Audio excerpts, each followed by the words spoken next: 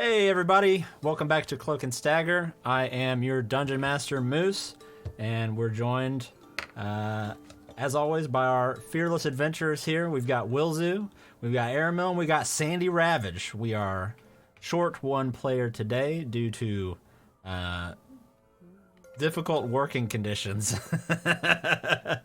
But Sucinda should be back with us next weekend, I think. So we'll see how that goes. But we're continuing nonetheless with our Icewind Dale Rime of the Frostmaiden campaign. How's everybody doing tonight? Curious. Let me tell you something, brother. Doing great. Good. Well, I guess we'll just jump right into it in our final D&D session of February. So, who wants to give us the recap from last week? That will be me this time. Wilzu, take it away. Okay, I'm gonna try to keep this short and sweet. So, we're East Haven, right? It's where we are, where they like to pickpocket and steal, but it's cool unless you get caught, yada yada. So, we were going to collect some money for our cauldron. Turns out, of course, it's just not that simple. To sum it up, the captain and speaker of East Haven were in their own damn dungeon. We freed them, so they mentioned something about the Zentarum involved, cauldron stolen, things suck. Okay, fine. We have a nice long conversation about them, about potential involvement. What happened? Who was involved?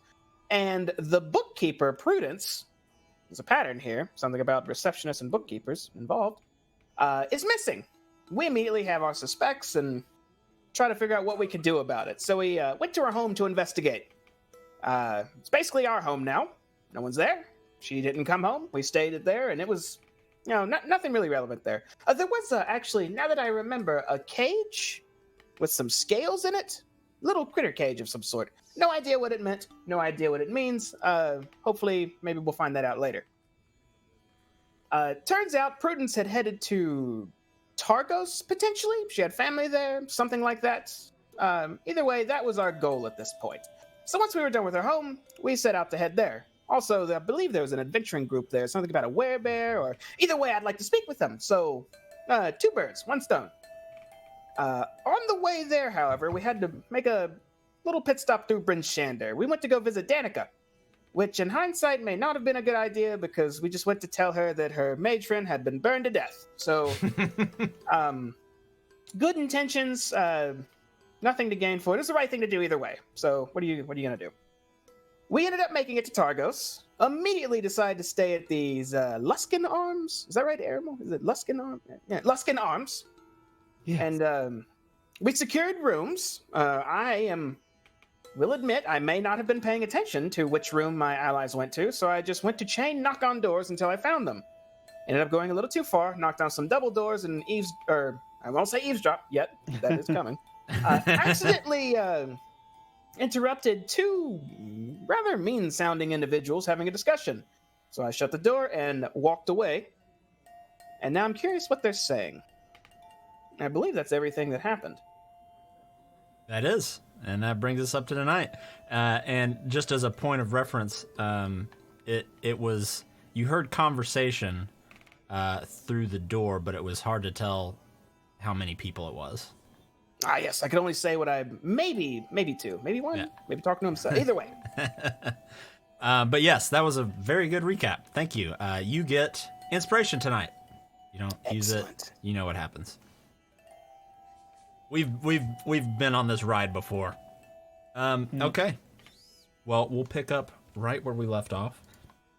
And that's with Wilzu standing outside of this room with the double doors and listening for conversation inside as you pretend to walk away.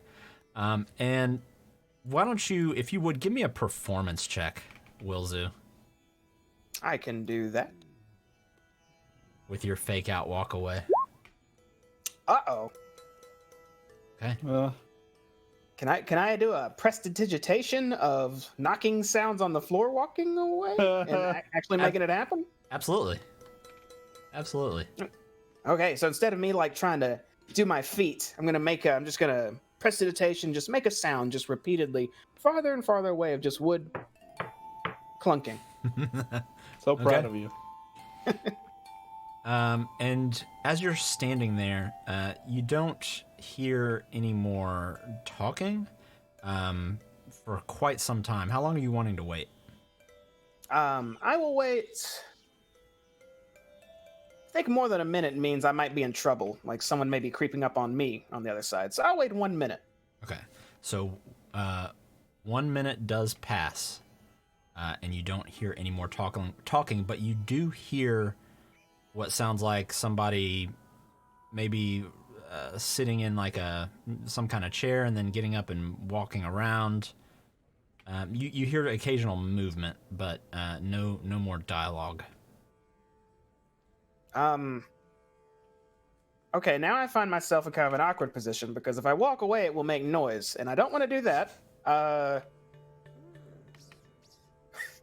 start getting nervous and just start chain thinking and wasting time, not knowing what to do. Did we hear the steps in our room? No, Shit.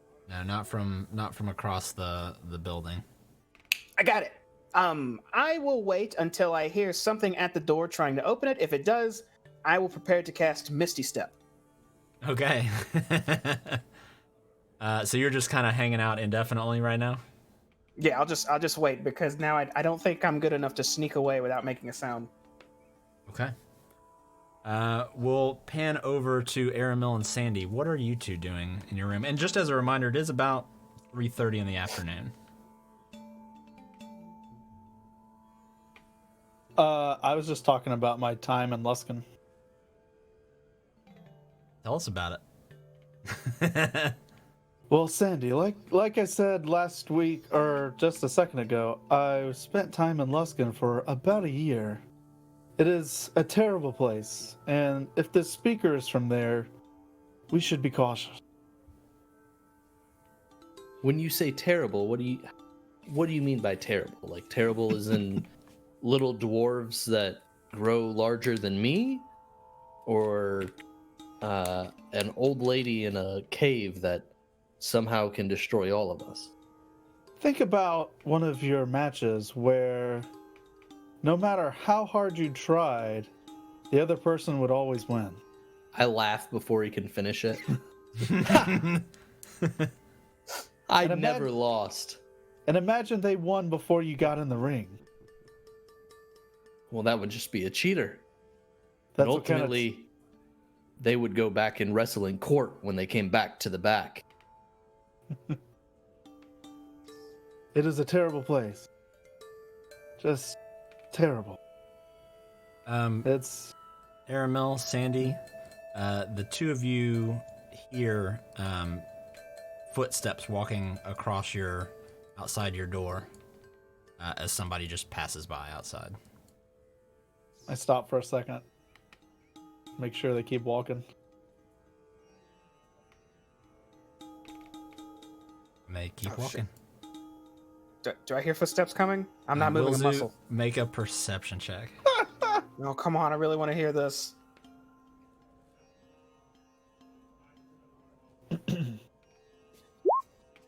Yes. Yes. You do hear the sound of footsteps rounding the corner. You're not sure who it is, but someone seems to be coming. I curse under my breath. I really don't want to be seen here. And another idea pops in my head, and I will cast Rope Trick. Okay. Let's see. You touch a length of rope that is 60 feet long. One end of the rope rises into the air until the whole rope hangs perpendicular to the ground. Oh shit. I'm going to climb into an extra dimensional space just under the ceiling and pull the rope up in there and just peer through that tiny hole. So you're looking through the vent now. You're looking through the vent on the ceiling. A vent in reality, yes. Okay, you do so, and you continue to hear. Can you still hear and everything through that? I think so, because the way it reads, it says attacks and spells can't cross through the entrance into or out of the space, but those inside can see out of it as if through a 3-foot by 5-foot window centered on the rope. Okay. It just doesn't say anything about hearing. Yeah, that's your discretion. Okay. I'm gonna say that you can see, but I'll say it's kind of like, just like a silent room in there.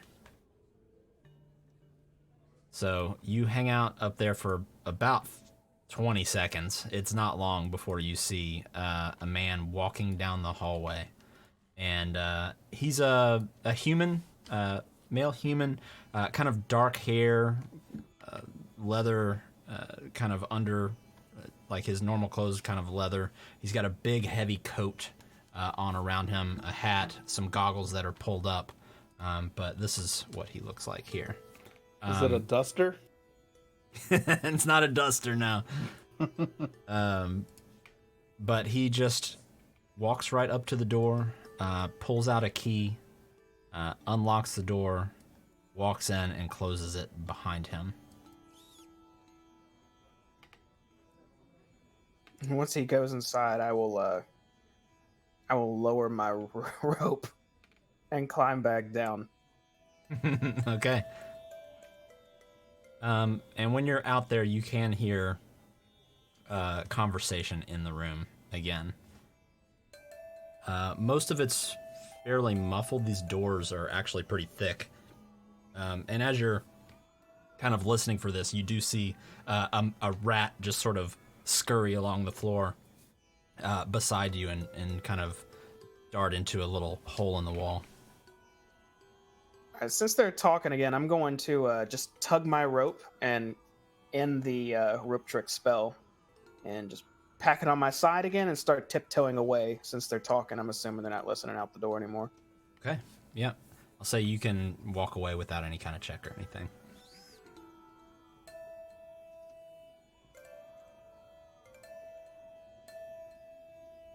Wozu's kind of making his way. What was it? Friends? Aramil, Sandy, you both hear Wilzu's voice sort of echoing down the hallway. Is there a keyhole in our door? There is. I send a message through the keyhole. Wilzu, where are you? Looking for you guys. What door are you in? We're in room number 5. Are there numbers on these doors? There are not. We got room 1 and 5. Is that? Oh, Probably my the mistake. My fifth mistake. door in the Yeah, hallway. my mistake. There are numbers. Yeah. Oh. The Oh. most. So I'll say this: some of them have numbers, some of them do not. Okay. You see the one on yours; it does have a 1 on it. Then the one next to yours has a 3 on it, and then the one that the next one that you're standing right next to does not, and then the 2 behind you do not. I'm not seeing a 5 on any of these. It's the 5th doorway down the hallway. Fifth doorway on the. Counting every door. Left, right, left. Oh, 1, 2, 3, 4, 5. This one. Yes. And it Hey. is. So. Welcome. Yeah, it was a little bit of a bitch finding you guys. Holy shit! But I did find something weird before I got here. What did think you there's find some- weird here? This is more up your alley, I think. There's some shady dealings going on the southern end of this building. Some double doors. You don't say. Wait, you know?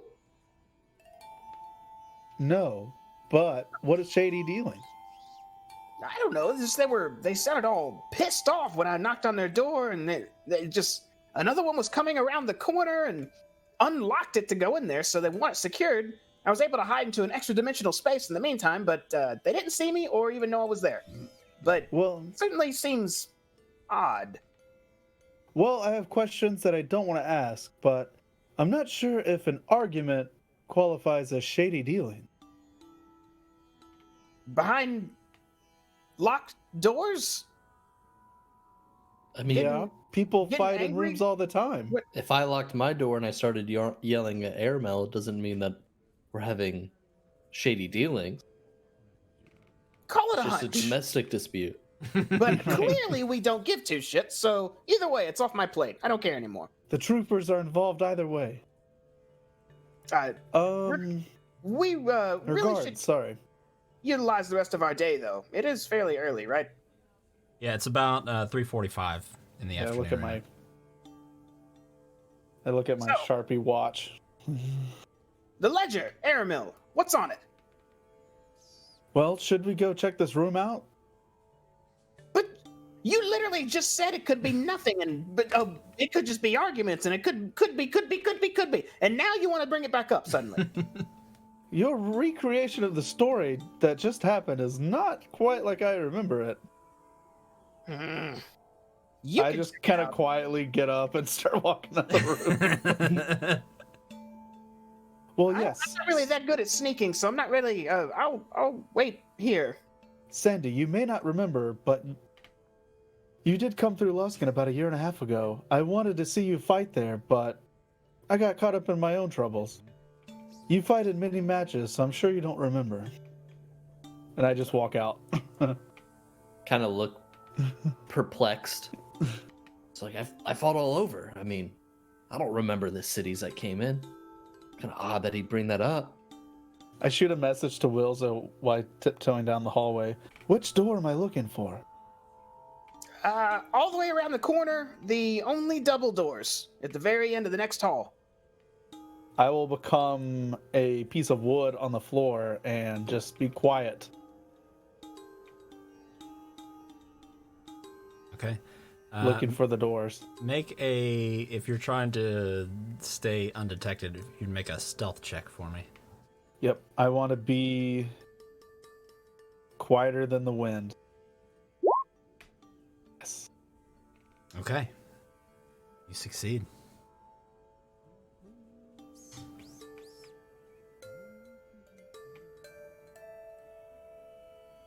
And you come to the end of that hallway and you see it kind of open up, and there are a couple of doors, one to your right and one directly in front of you. And then looking down the hallway, you see some barrels stacked up on top of each other at the end of the hallway, but before that, a set of double doors. Over here. Right.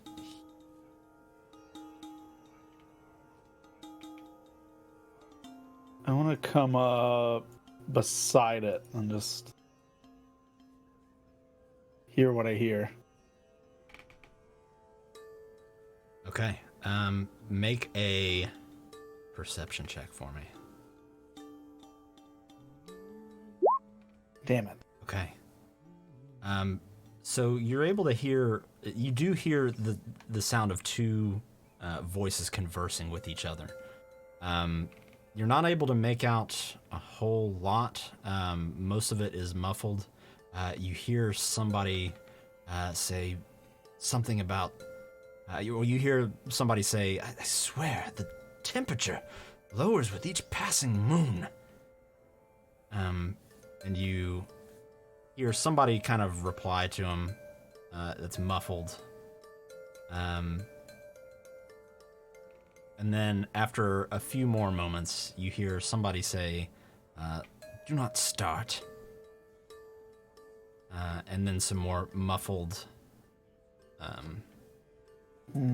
conversation. I want to position my body like I am mid-stride headed towards the front door. Okay. So just like, yeah, so like legs like this, like ready to just walk forward. Okay. And as you kind of turn your body that way, you still have your ear sort of positioned Yeah. towards the door.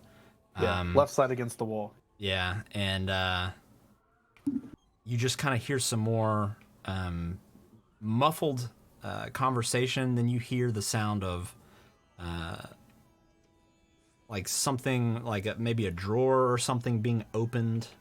And then you hear what sounds like maybe some kind of metal. And you hear kind of a laugh, and then you hear what sounds like a little metal door closing. And the conversation just kind of continues, but you're not able to really make out what they're saying. Cool. As a rat scurries by your foot. Yeah. Unfazed. I will return back to the room. Carefully. Yeah. What's up with these barrels down here? Looks like just maybe supplies or something. It's hard to kind of get a glimpse of them right now. It is fairly dark in here. There's the occasional candle sconce on the wall or like a lantern that's lit, but it doesn't give off a whole lot of light. Do all these doors look the same? Yes. Yeah. They all look very similar to your door. One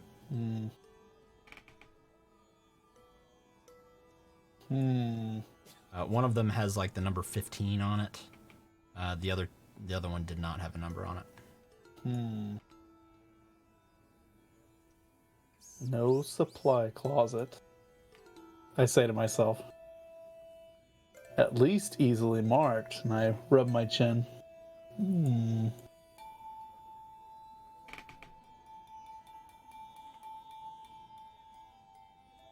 I knock on our door. Come in. Room keeping, and then I open the door. Oh, welcome back, buddy. Did you hear anything interesting? Yes, I heard all of this, and I just retell what I heard. So, like, a metal box? Right, apparently something funny inside of it when looked at, potentially. Sounds like it's locked. Definitely worth some... How do I say this? Breaking and entering and checking to see what it is. Well, I have full faith in you, Aramil, if you wish to do so. Probably not right now, though. Right, we should wait till visiting hours are over. In the meantime, I guess we should, maybe whoever owns this place, the guy up front, we should ask if he knows of Prudence or another adventuring group of some sort. Right, definitely the adventuring group for sure. Alrighto, well, no time like the present. Wilzu, we don't know who we're dealing with. No, of course not, but on the contrary... We should be careful on who we ask these questions. I look at Aramil and kind of tilt my head slightly, getting a suspicion about me. You sound like you might know something already. You may cast whatever truth spell on me, and I will not have any more answers than I already do. I just know how certain underground organizations work. Ask too many questions, you start to get noticed. After he then says you that, disappear. I'm kind of just wiggling my hand at him, acting like I'm casting something, but I don't have any magic like that. I see. That is truthful. Very well. Magic does not lie, and I'll start walking. Wilzu, I know you did not cast anything on me. You know nothing. I did. I get out of voice range of him. Believe me, Wilzu. Well, never mind. And by the time you get to that point, he's like long gone. Where did he even go? He's over. Excuse me, sir? Yes. He kind of stands up out of his chair and leans over the desk to look down at you. Is everything okay? Yeah, it's good. It's just, we were thinking about going around town for a little bit, as it's still fairly early. Figured I'd talk to you first. You probably hear and see a lot of things. Is there anything worth checking out here, or any exciting news, perhaps? Oh, yes, Owen. Let us know. Nothing too crazy right now. If you're looking for some entertainment, there's the Three Flags Sailing Tavern. If you're looking to make a purchase, there's the Triglio General Store. Outside of that, although the lake's frozen over, if you enjoy fishing, you could always do a bit of ice fishing, or if you choose to brave out onto the frozen lake, it eventually thaws out. That's where most of our fishermen work. I see. Okay. Well, we do. And I'll look over to Sandy and Aramel. We do fancy ourselves as a bit of an adventuring group of sorts. One of my favorite things to do is see if there's any other like-minded locals whenever I go to a new place. So, any one of the sorts, like exploration and spelunking and adventure or anything like that? Smooth, I say under my voice. We've had a few adventuring parties come through here. Some of them continue on to Bremen. Some are just sort of making the rounds of tin towns, seeing if anybody needs help. And some are just looking for money. We've had about 3 smaller adventuring groups stay here in the past, I don't know, couple weeks, but nothing out of the ordinary. I see. So we're it, huh? At the moment, we have a few rooms being taken up, but that is obviously confidential. I do not reveal who stays where. I see. Have you heard of anything about a werebear or a shape-shifting polar bear? Yes. Icewind Dale has no shortage of tall tales. I believe I've heard people speak of some sort of shapeshifter. It's an old wives' tale, though. Comes from, and he looks to you, Sandy, and says, comes from, it's a Goliath story. I can assure you it's not a story. Yes. I'm sure, yes. We heard lead of maybe a party looking to find one? I mean, there's always someone coming in here looking for something. I don't recall anyone coming in and speaking of that particularly. There is a guide who lives in town, former adventurer. What's his name? I can't think of it at the moment, but he lives somewhere in town. Perhaps Yes. maybe the general store person would know more. I don't know. People who live here don't often come here. Outside of dealings or wanting to speak with the speaker. That's a self-town diss, ain't it? Well, I'll be sure to ask a guard. They usually know where I can train my professions and the inn. He looks at you, Wilzu, and says, your name, what was your name? Wilzu. Wilzu. Wilzu Snapplegap. Wilzu Snapplegap. Where are you from? Far away, I'm afraid. Way, way south, where it's warm and the cities are large and the libraries are massive.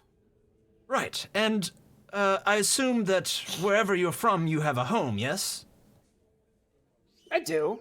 Sort of. Yeah, we'll go with yes. Okay, so when you are living there, do you often stay at an inn instead of your home? No. Then no, my comment was not a, how did you say, diss against my city. Oh, I thought you meant no one comes to Targos because they want to return. I didn't know you meant just this place. Man, we sure will get a discount next night. No, the only ones who really come in here are, again, those who wish to speak with Nerth. Nerth? He's the town speaker, right? He is. Is his office here? It is. He lives here. He says it reminds him of home. Lives in this inn? Wow. Is there not a town hall or... There is, and they occasionally have more, I guess, proper meetings there, but Nerth prefers the comforts that we offer here. He stays in the master suite. Huh. I'll look over to Aramil and just kind of give him a, nod. So if we Although wanted to see him... He doesn't often entertain guests here in the inn. Those are matters that, yes, are handled at the town hall. So do we go knock on whichever room he's in and say, "Hey, we want to schedule an appointment," or how does you this would work? probably do that at the town hall. I don't think that he often entertains people who come here to look for them. Right. It's mostly him and his lieutenant, Scath. Lieutenant Scath. Okay. We'll keep that in mind. We'll probably, we've talked to pretty much every Oh, town speaker right. so far, so. Lieutenant. Probably not as a progressive town, I see. The speaker, he has his own way of doing things, that is for certain. But Right, and it's fair everywhere. And I like scowl at him, misinterpreting. I guess one more question then.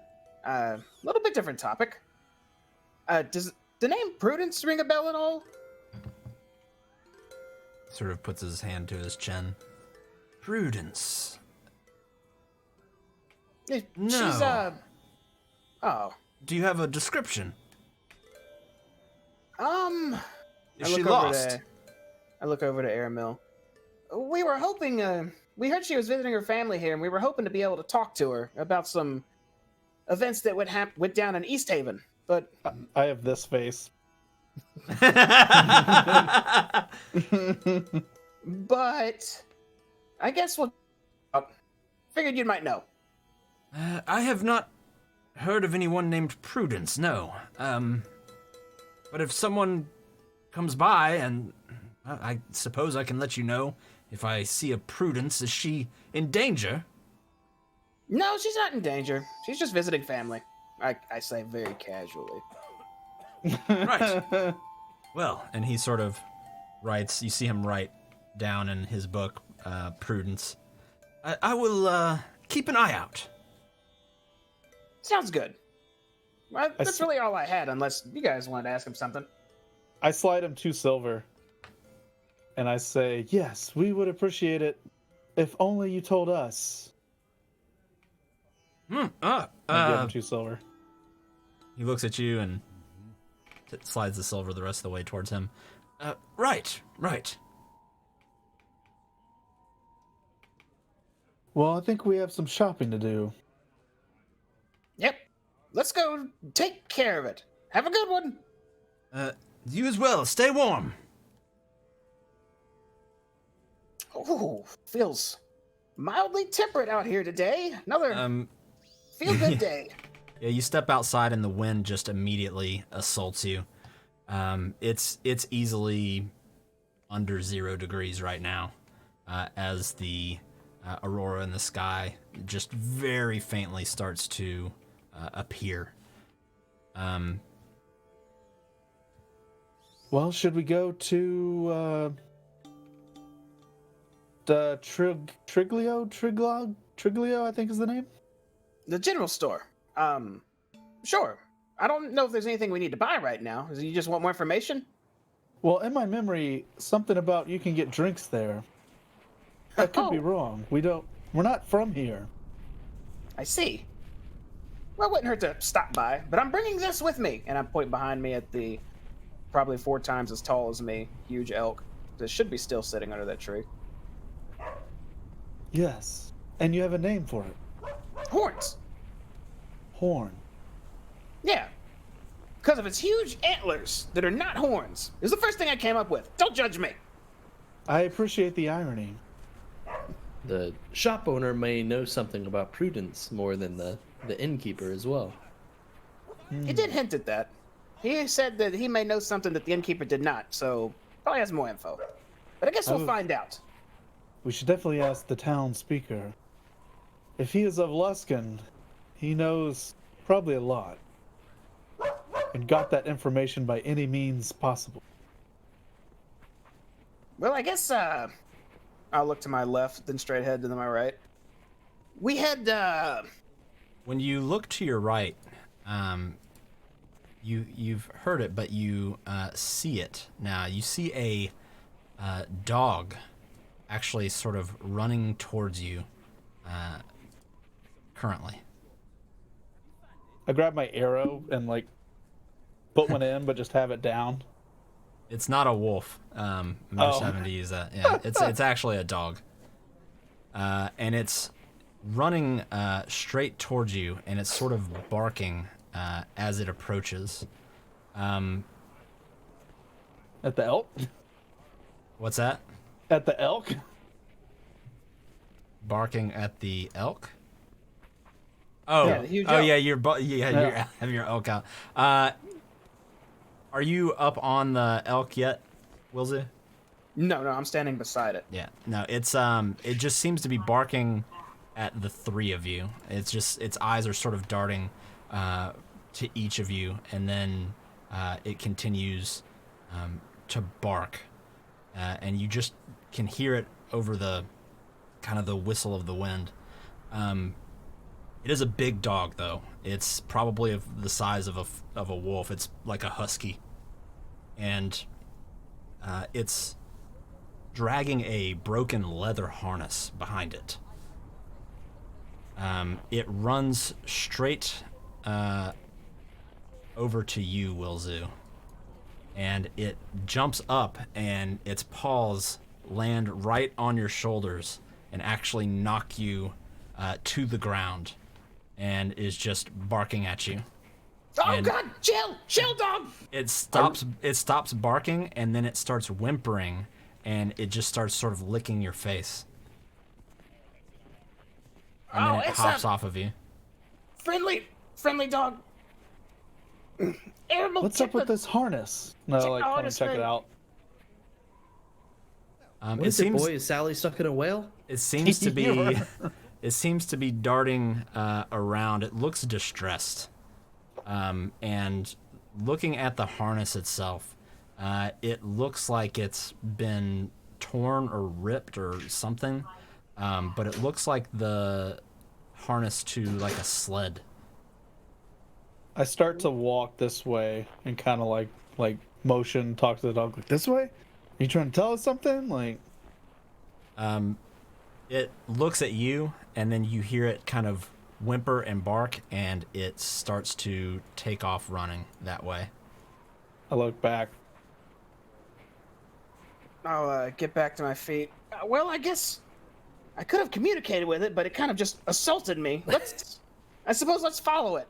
Normally, if there's equipment attached to an animal, but no human, that's a problem. And I'll command my elk to kneel down so I can mount it. I'll start running after it. Yeah, I will and do the same. you're keeping pace with it, and occasionally it'll turn around and sort of grab at your pant leg and kind of let go, and then continue running forward. It takes you just a few minutes, but it eventually leads you to a small house that's kind of just off the road. Let me pull everything up here real quick.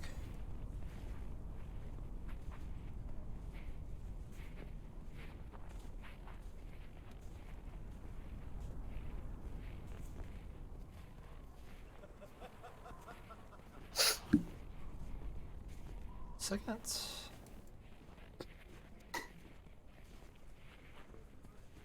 Go. I did not know an elk understands Common, Elvish, and Sylvan. Wow. But can it And talk back to you? And apparently giant elk. It speaks giant elk as well. It understands giant elk. I don't know how that works. Giant elk, it's its own language. Okay. Apparently. There we go.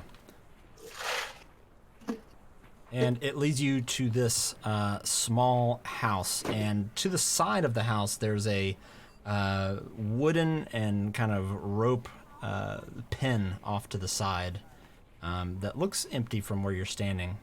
But the dog runs up to the door here and just starts kind of pawing at it and barking. Does the door look damaged or broken or? It doesn't. It looks pretty well upkept, actually, considering the weather. Sandy, can you see if anyone's home? I'll walk around while you do that. I'll walk up to the front door, kind of give it a good old like police knock. Stop me when you should. Side fist, just thud, thud, thud. Yep, and after just a few moments,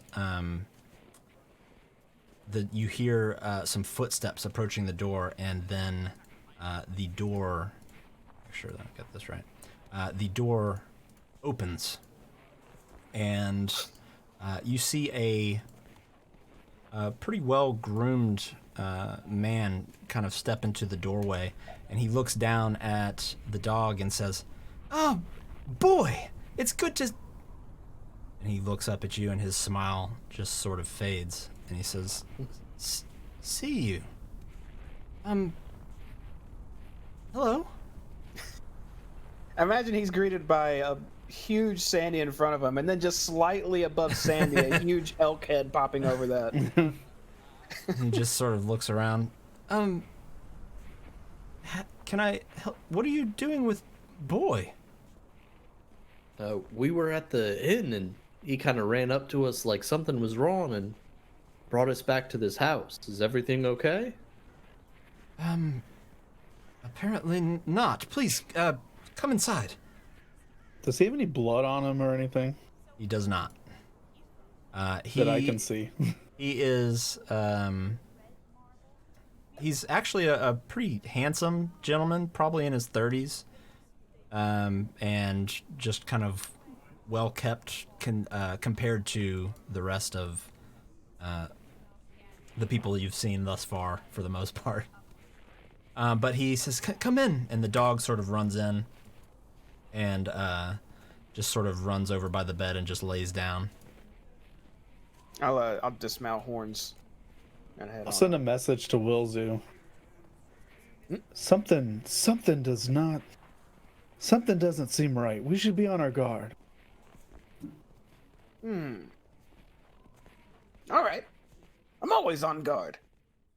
Every second. He says, please have a seat." I'll come in like a old-timey Western cowboy, just like holding my dagger in my right. Okay.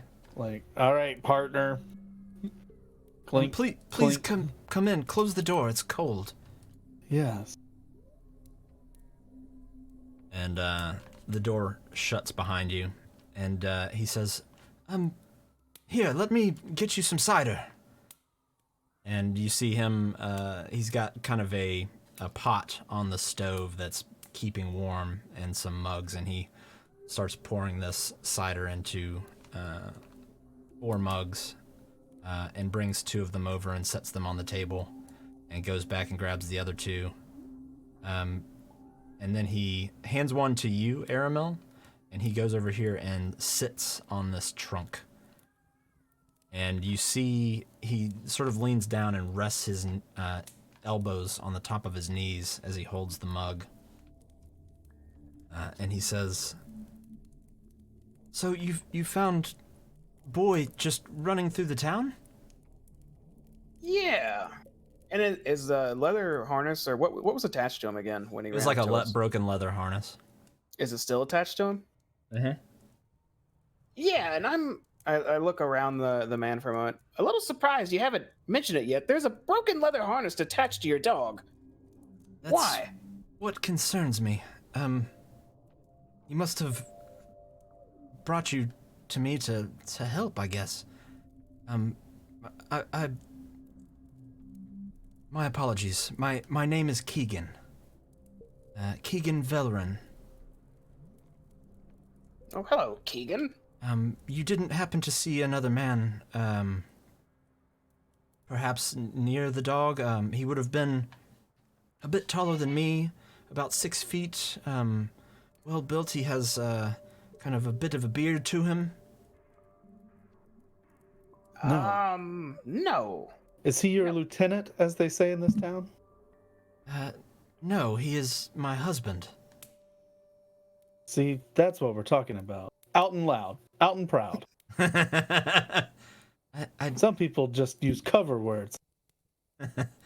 No, well, I mean, most people here are more concerned with the cold now than anything else.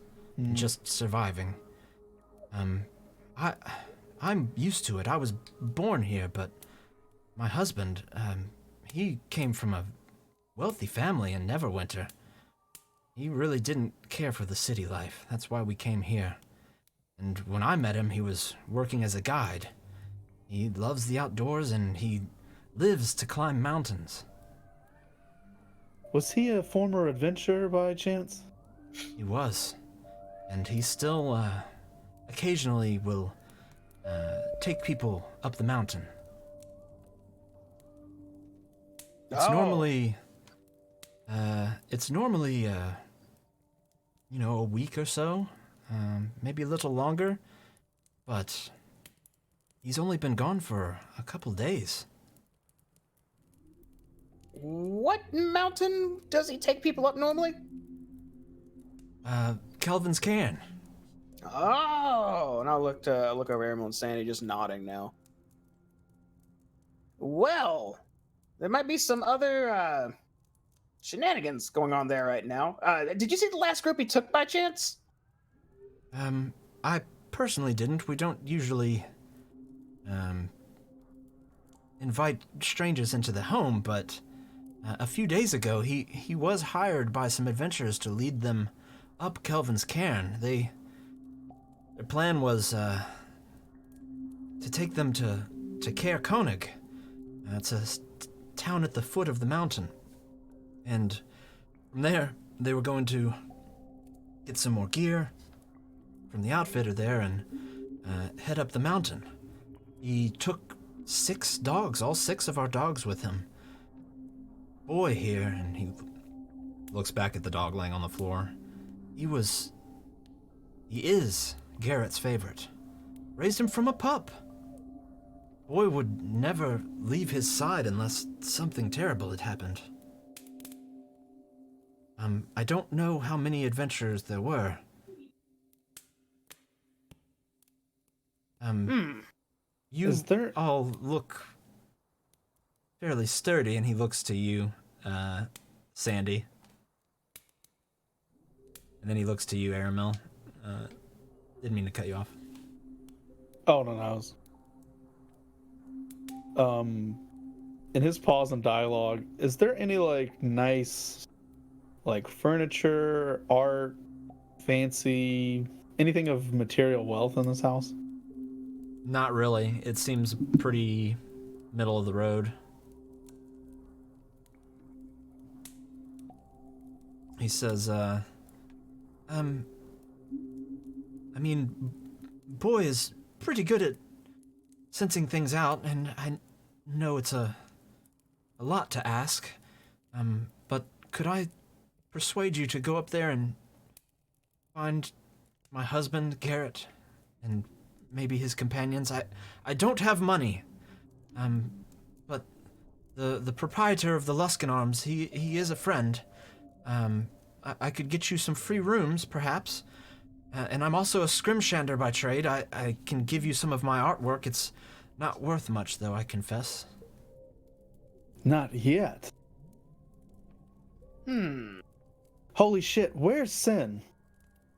Yeah, I was just, I was about to mention that. And I was going to say, we could help this guy. And I'm looking at him talking as if he's not there. But I'm saying it. Yeah.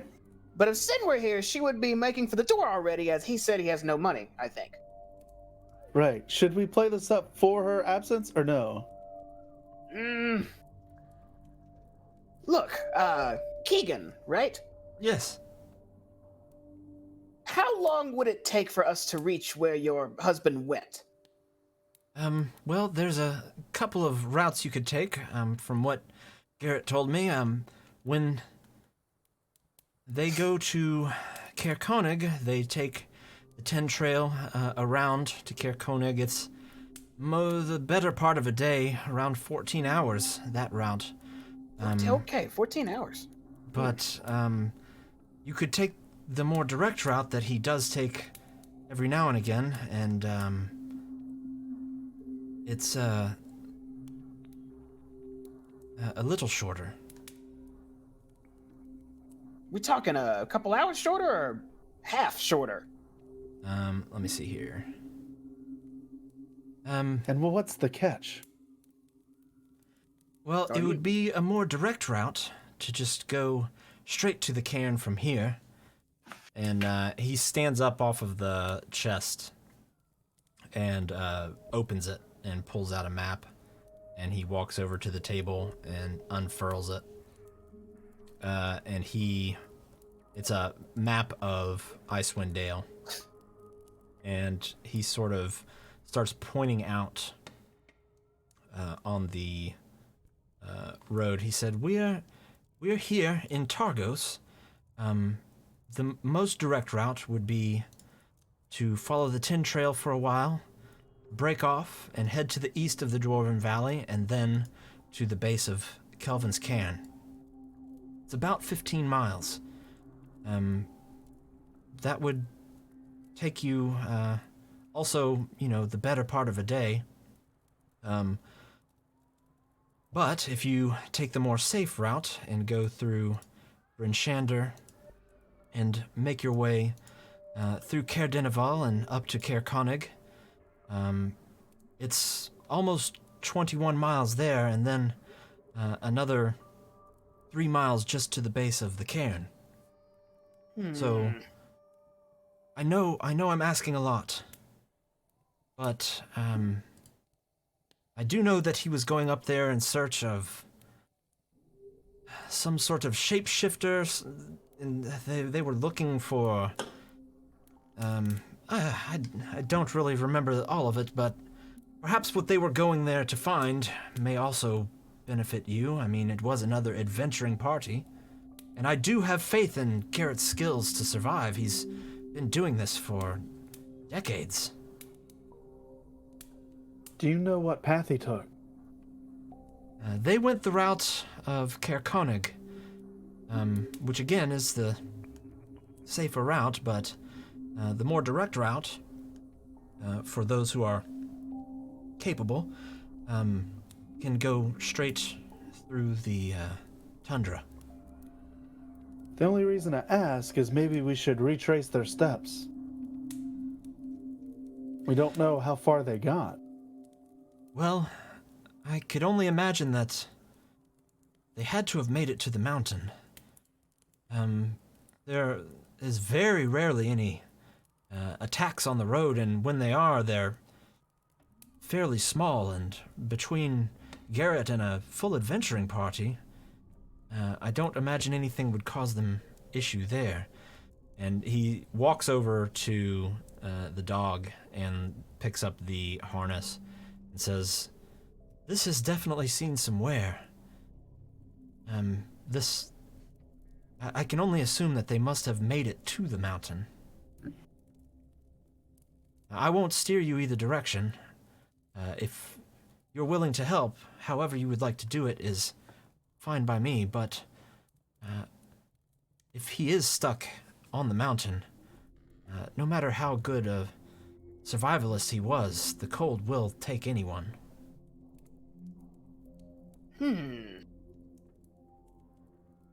Sandy, Aramil, what are your opinions on this? Should we help the gentleman? You see him just kind of step back and hold his mug and take a sip. Keegan, how long have you been in Targo? Well, it must be close to 13 years now. You wouldn't by chance know anybody named Prudence, or at least has family here? Prudence. No, I can't say that I do. I kind of look at Airmel. I mean, at this point, do we really know if that's her real name? That's true. Well, it seems... You're searching for someone. Ignoring him. Well, it seems some of our reasons for heading this way align. We had heard word of an adventuring group looking for a were-shifter. It was probably And them. we had heard... Or sorry. Or go ahead, sir. That's all I was saying. And we had also heard of a former adventurer in town, and well, that's two paths leading this way. I beg you, please. We get the occasional adventuring party through here, but it's still not often, especially since the blizzard started. What kind of art do you have again? He says, I'll show you, and he walks over to this other chest at the foot of the bed. He says, I'm a scrimshander by trade. He opens it and pulls out a couple of pieces and comes over to the table and sets them down. One is this kind of maybe a third of like a walrus tusk that's just very finely carved into it. There's like basically carved into this one is what looks like the kind of a panorama of like fishermen sort of fishing on a lake, and then the other one is kind of this big sharp tooth, almost looks like a sharp tooth that just has like a horizon sort of carved into it with a sun. I carve. Would I have ever seen any of these in my travels or employment? You've definitely seen, especially up here. You've seen probably a handful Does of this people seem, who kind of carve. Yeah, this seems pretty high quality. would I know kind of what this would fetch in like a big city maybe? Make Probably south of the border. make a, let's call it a, What's a monetary value check? let's do an investigation check on it, I guess. And you can do it with advantage. Oh, there it goes. Okay. This looks like something that could easily fetch probably the walrus tusk would probably fetch around 30 gold for the right person, and then the smaller one, the tooth, would probably fetch maybe 10 gold.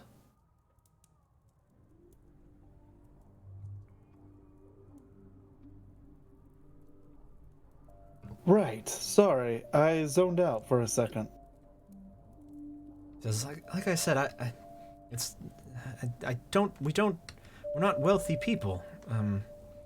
Not many here in Targos are. But I can offer you these and my eternal gratitude.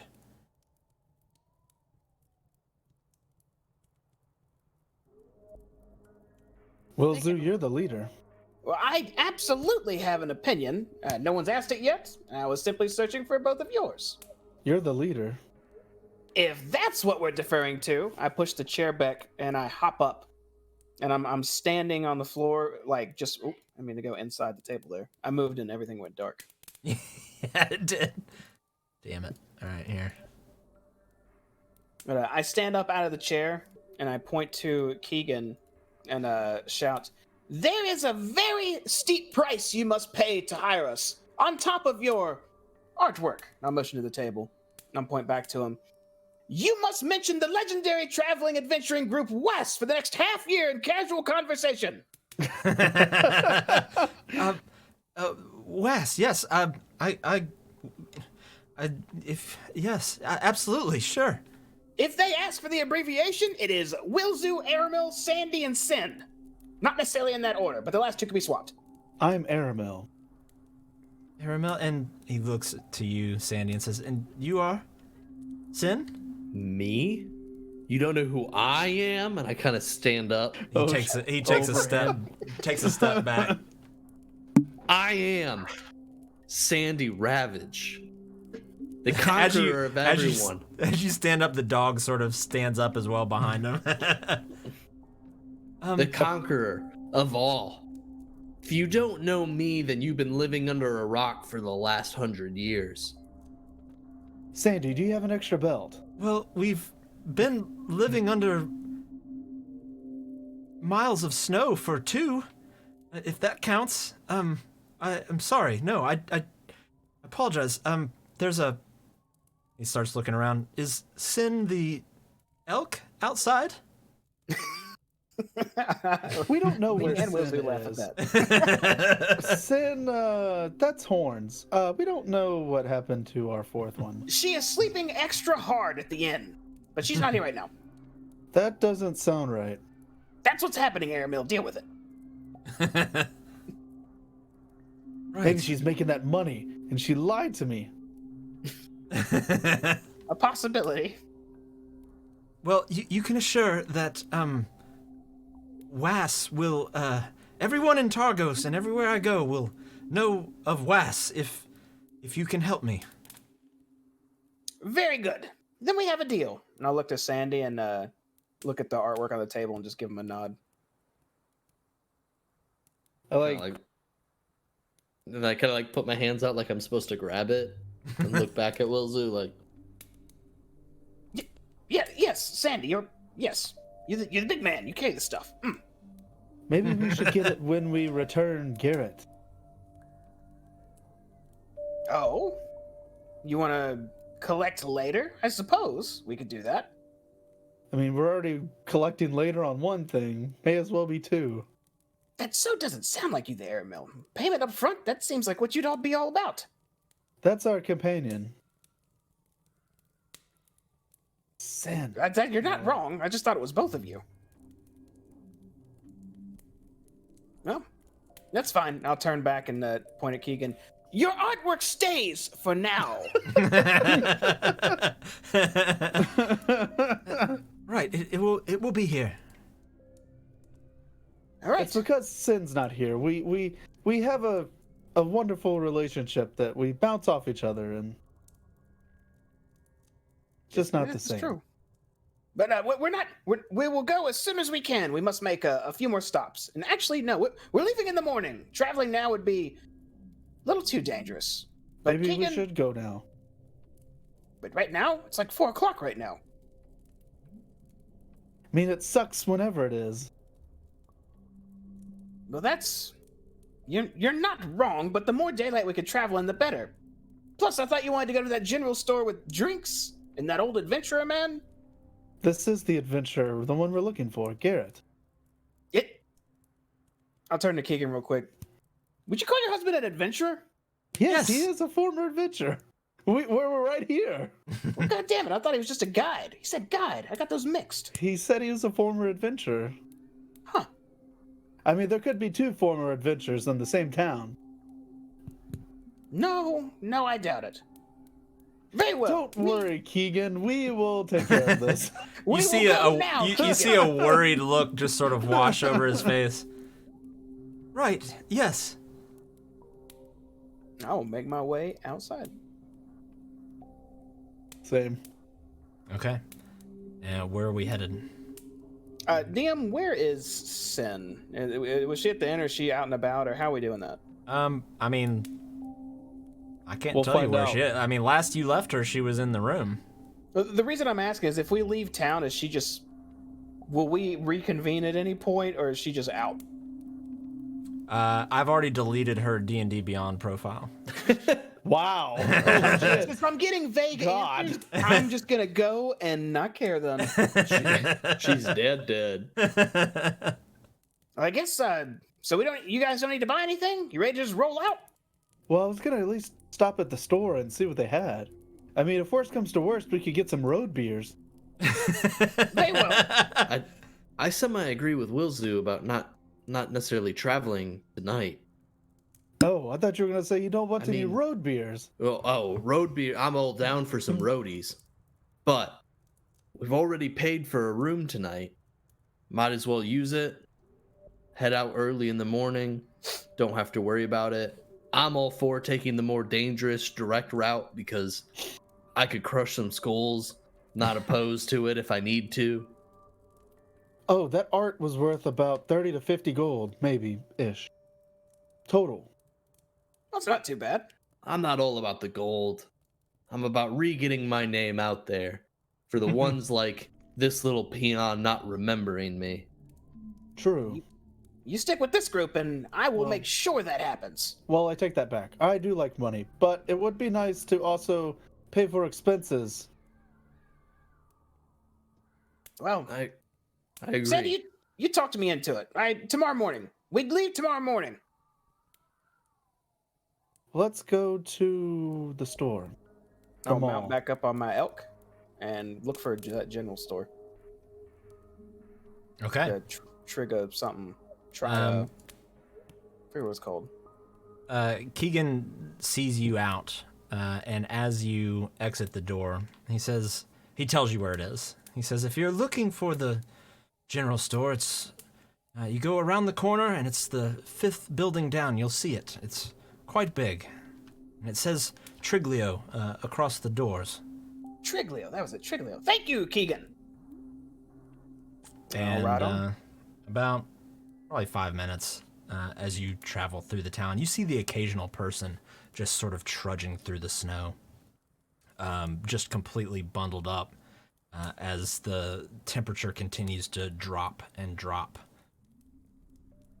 But after just a few minutes, you are standing outside of a large building that has Triglio across the doors.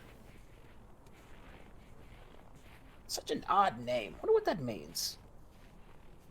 It's probably the owner. You think his name is Triglio? Could be his surname. Or her. I'm gonna walk in and see the man at the counter and shout, "Greetings, Triglio!" He turns around to you. Welcome. Oh, yeah. My name's Justin. Oh, Justin. Sounds like we're just in time. And he points to you. Well, It's met, colder Justin. than a bitch out there, ain't it? Yes, it is. Very cold. But well met. I'm Wilzu. This is Sandy, and that is Airmill.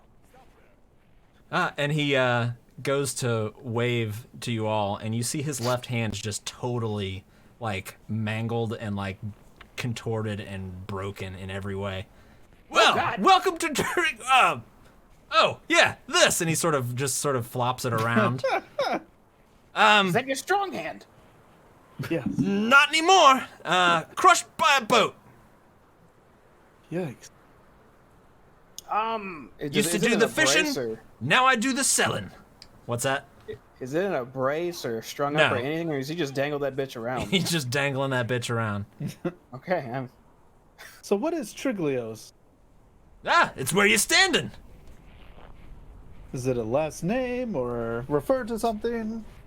Oh, I don't know. I just named it Triglio. Well, there we go.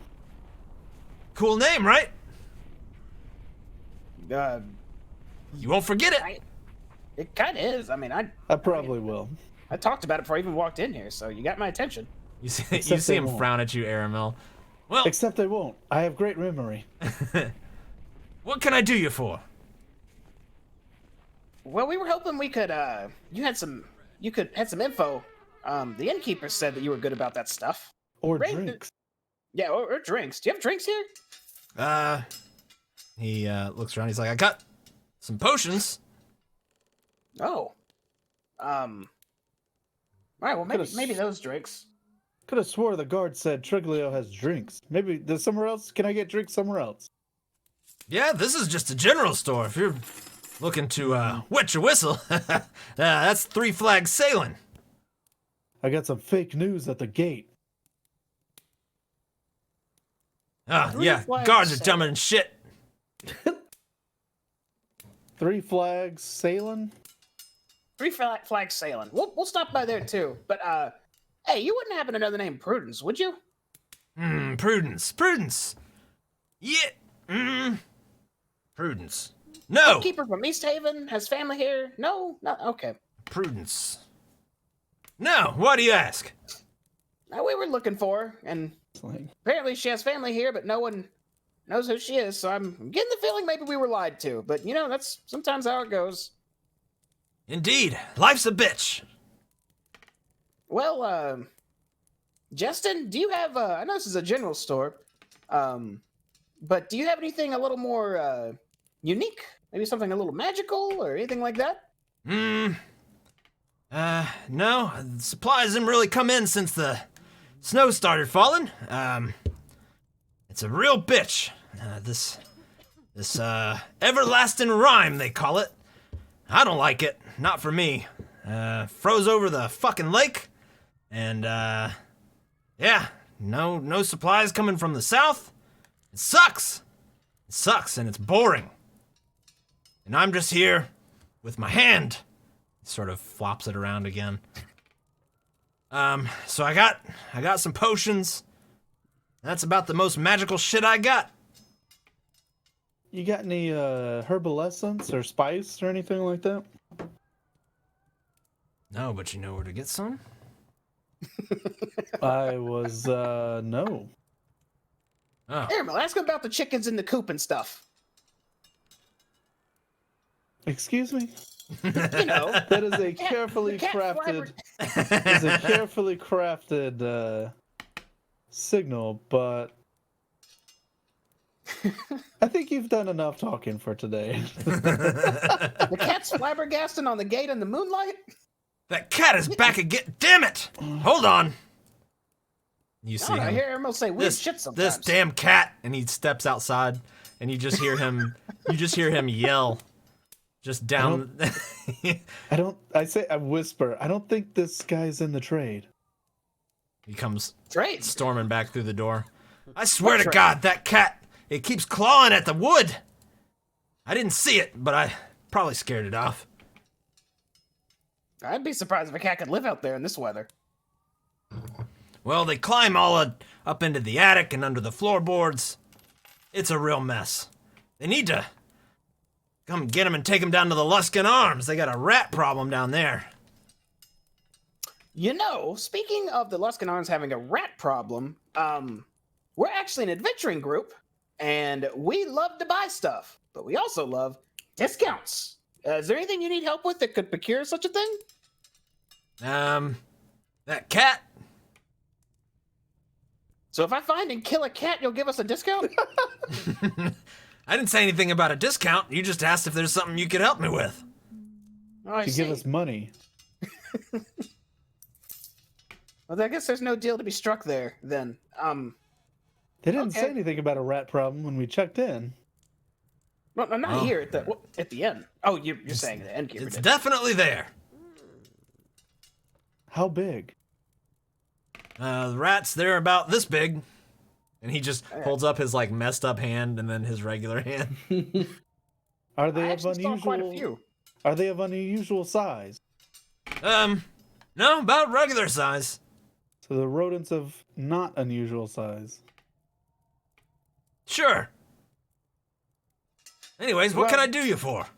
Yeah, I don't think. I actually think we're good. Did y'all need anything? Did you buy anything? Is there anything good in here? Looking around. You Yes. Oh, you're mainly just looking around. you mainly see pretty standard gear. Page 150. Adventure- Yeah, pretty much. Nothing glowing on the walls or.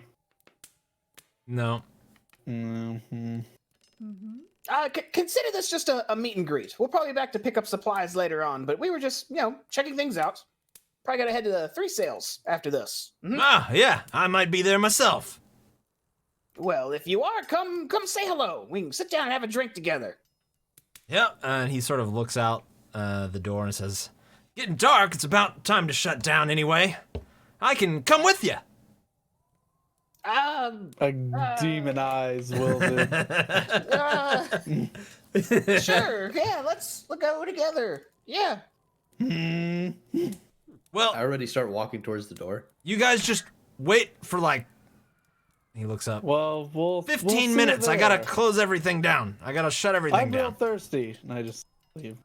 All right. Well, come back to Triglio's if you need anything. Hey, wait for me. Don't just run out. Wilzu, we need to have a discussion while we go to the force. Yeah, we do. You guys are flag dicks. sail. Have you heard of keeping a low profile? Yes. guess. Well, that guy is the opposite of it. But that guy's perfect for shouting our names. If we tell him we're WAS and that we're awesome, he's just gonna scream it nonstop. Yeah, but we don't know who we're dealing with exactly.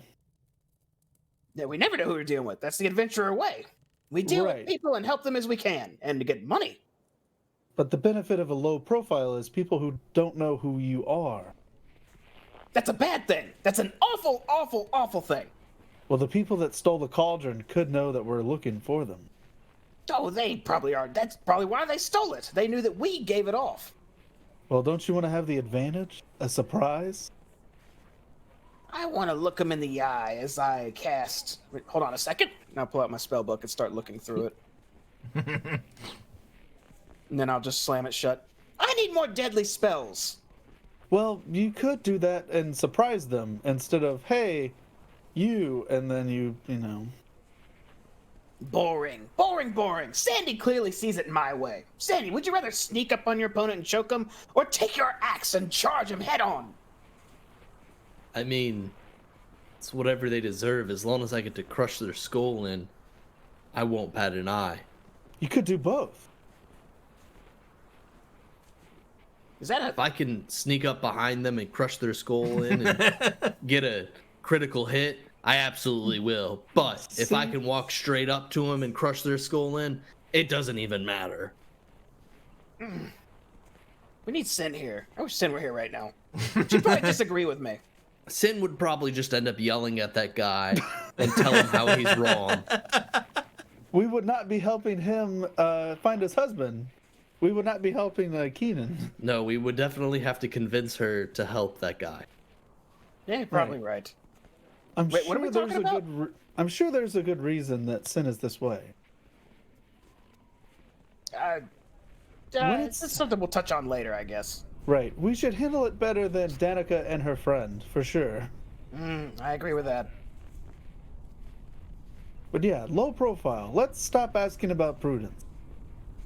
Alright, fine. No more asking about Prudence, but I'm not knocking on random doors again. Well, the speaker would know, assuming he would know everyone in his town. I guess that's true. I didn't even think about that. Because if these people are, they could pay the innkeeper 1 gold to ask for anybody asking about Prudence. Hold on, let me park my elk. Over here and command it to sit and hop off of it again. All right, tally ho there, Wilzu. Yeah, this is finally at a bar. Sandy, it's gonna be all you in here, ain't it? Sandy is just sort of looking out onto the frozen lake. Sorry, I was in my head. Maybe there was a challenger. Thinking about past times of past opponents and... I'm sorry, what was that? Let's share a drink over it. It sounded like an insult, but I'm not saying anything. Is go there on in. any kind of like markings on the door that I would know? You see, Like secret little marks? you see, make a perception check for me.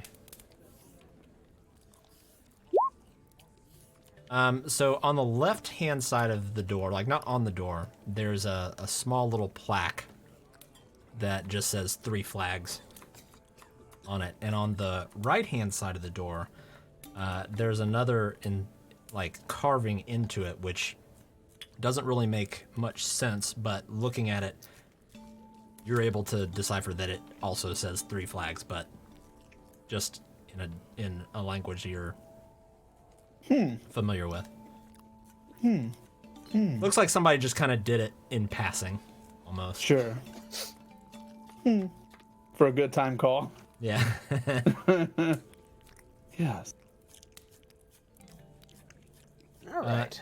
As you step into Love the tavern, it's much obviously much warmer than outside, as the sun has, or not sun, the light from outside has mostly dimmed down, and the aurora very noticeable up in the sky at this point. You see Right. a few people sitting in here as you hear kind of just the murmurs of different conversations being had. Right, and whoever built this on a 45. Oh, this place is small. And I'll look over at the table to the south. Is that Keegan? Yeah, it's Keegan Oh. here. We've seen this guy too somewhere. Oh, I just kind of ignore the stranger. Is he one of those Red brothers? No, but we did use that token in the Fandelver campaign. So, do we need to kill this guy? Kira in the chat. Don't hate us.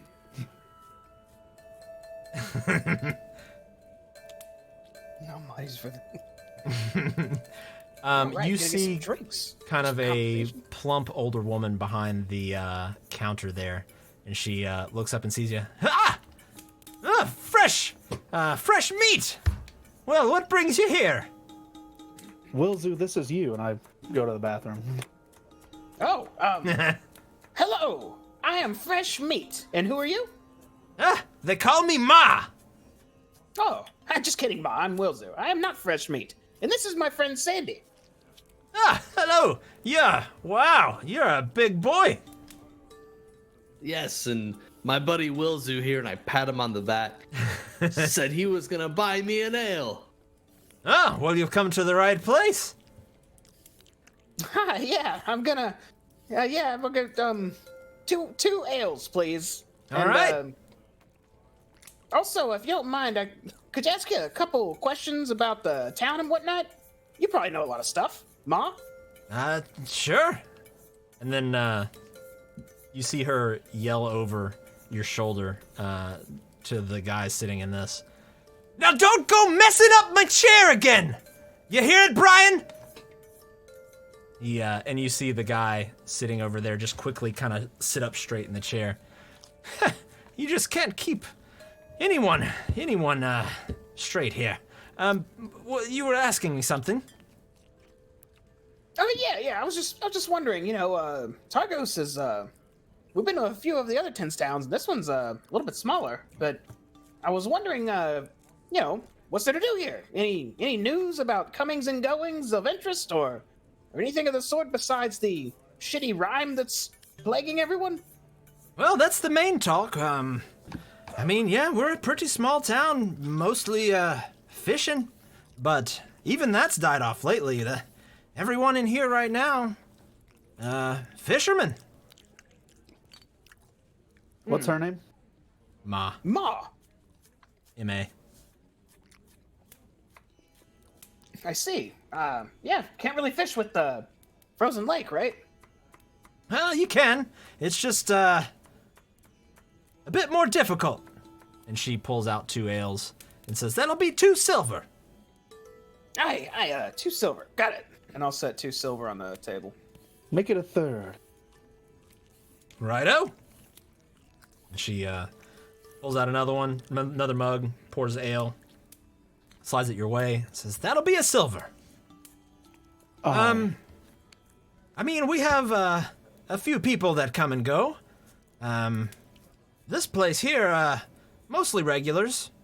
Why? What you looking for? We're an adventuring group, WAS specifically, looking to make a name and help out folks when we can. Figured I'd see if there's any folks here that need helping. We've seen a couple of adventuring groups. They don't stay long. They kind of come in, stay for a day or two, and then they're gone. So you're telling me they adventure? She looks at you and just sort of smirks. I guess so. Can I get you anything to eat? Another ale on my buddy Wilzu, and I just pat him on the back again. What do you have on the menu? Well, it's kind of slim pickings right now, but we've got bread, we've got some cheese, and let me check here. You see her kind of stick her head behind the door here and talk to somebody. We have some meat as well, some boar. Boar, huh? Well, we will be leaving town tomorrow as well, likely, and heading to places we probably shouldn't, so let's just go ahead and make it a full-on feast, huh? Give us some of that meat, bread, and cheese, and drinks. Yeah, each one of us. Extra drink. Yes. We'll have the charcuterie board. Oh, all right. Well, for the food, that'll be a gold for each of you. That's fine. I got that. Thank you, sir. Yeah, absolutely. Thank you. And she pours out another ale for you, Sandy. Oh, Well, thank you. what brings you to Targos? This- I'll kind of glance at him for a second, and I, and then like, look back to I Maul. look like I'm clearing my. Well, we heard about adventuring groups here, and just came to rub elbows with them. Adventuring group to adventuring group. But as you said, they've already left. Aye, and I'm sure we'll have another one in here next week. Well, hopefully, we could track this one down. Apparently, one of your own locals used to be an adventurer himself, kind of a guide now. Garrett was his name, I believe? Yeah, Garrett. He does expeditions up to the mountain. Right. Well, hopefully he's doing okay. We got a job to go check on him. Has something happened to him? He's been gone a few extra days, And normally when that happens out in the cold tundra, it ain't ever good. Well, I hope everything's all right. He's a good fellow. That's Good pretty fisherman, well. too. I hope to learn a few lessons from him, if I can. Still want to try my hand at catching some of those trout. Ah, yes, the knucklehead trout, but, they're about 3 of you stepped on each other's head. They're big. You might want to let your, buddy here do the fishing. That was the idea. And I'll kind of lean and whisper. He's a little irritated when I brought it up last time. I'm giving him time. Right. Well, And I'll, your food should be out Yes. shortly. And, Great. We'll let me be know if you over- need anything. We'll be over there. I just point. Table. That's probably a better choice. Yes. I don't see any stools. There's no stools, right? Yeah, there's, stools around the table. At the bar. Oh, no, not at the bar, no. Yes. This is the last time we're gonna get to be in a tavern again for a bit, it sounds like. Oh! The means of how we get there. That's right. It should be clear as day that we take the most direct path. Right? I don't see why not. The three of us, even without Sin, I don't think would have much of a problem. She never really seems like she wants to help us out anyways when we get a little hurt. Now, I will be slightly offended on Sin's behalf. Well, because... nothing. Sin's great to have there. Nothing taken away from her, but do you guys get the vibe that she doesn't really want to heal us? So, in passing, I think I have gotten that vibe. she also seems to know things that she's not around to know. So I have a feeling she will know this conversation happened. Again, love having Sin with us. It just seems that if she's listening, doesn't seem like she really wants to help us out, So if she had her own vehicle, she'd have a sticker that says, "I'd rather be doing something else than healing." Yes, Is that's this the vibe possible? I get. Okay. Well, we don't know much about Sin. She is rather elusive. And I look around. Yeah, she just disappears sometimes. Comes back with buttloads of money. Well, that too. We don't know much about her. Yeah, other than, she had that lantern when I first met her in that tavern. Talked her into joining us, and she joined. She didn't say no, so she clearly wants to be here. Just not sure what her goals are, but as long as she keeps tagging along and helping out, she will help Wasp become legendary. Yeah. I mean, we all have our history, and some of it we don't want to speak about, but I mean, without her, the three of us just make was, and that's never good. That's Right. very true. We can't lose her no matter what. we also don't have any healing amongst us either. How many potions do you have? I actually, I'll take my pack off and set it on the table. I think I had a few on me. Let me see here. Because I have here's one. 0. And here's another. 2. I have 2 on me. Looking through all of the shit that everyone has given me over the last couple days. Yeah, I think this is one. So we have 3 between us. 3 healing potions. Hmm? Yeah, I don't think we can really afford to get hurt, but that hasn't steered me away from danger before. Right. We can't really afford insurance against getting hurt either. I don't even know who would help us out if that would have happened. I mean, I haven't really seen any clerics for hire. Nope. I wish, what if there's some healing magics I could take advantage of? I doubt it. My school really doesn't, agree with healing magic too much. It's all about the killing. Ah, Your yes, school? it is. As Ma walks up, we have to kill the boars. We have to kill chickens when we have them. But right now, it's just bread, cheese, and bar. And she puts down this big platter on the table there. Y'all let me know if you need anything else. How's the thanks, Ma. presentation? Is it laid out like a... Yeah, it's not bad. Everything's separated. It's not just like piled on there. This gets a 5 on Yelp.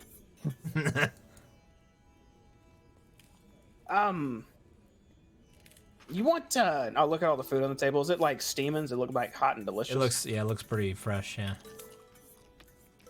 Okay, in that case, I won't do what I was gonna do. All right, cool. Well, I guess most direct path in the morning, and we eat and enjoy ourselves tonight. And after this, we go back to the inn. Aye? Right. Should we see about talking with the speaker? The speaker. What we talk to him about? Prudence? Yeah. Kind of wouldn't mind that 500 gold. Or We could how at much gold least- was it? 200 gold? 500 It's a gold? lot. It was 500. It's 125 each. Yeah, I kind of wouldn't mind getting what we're owed.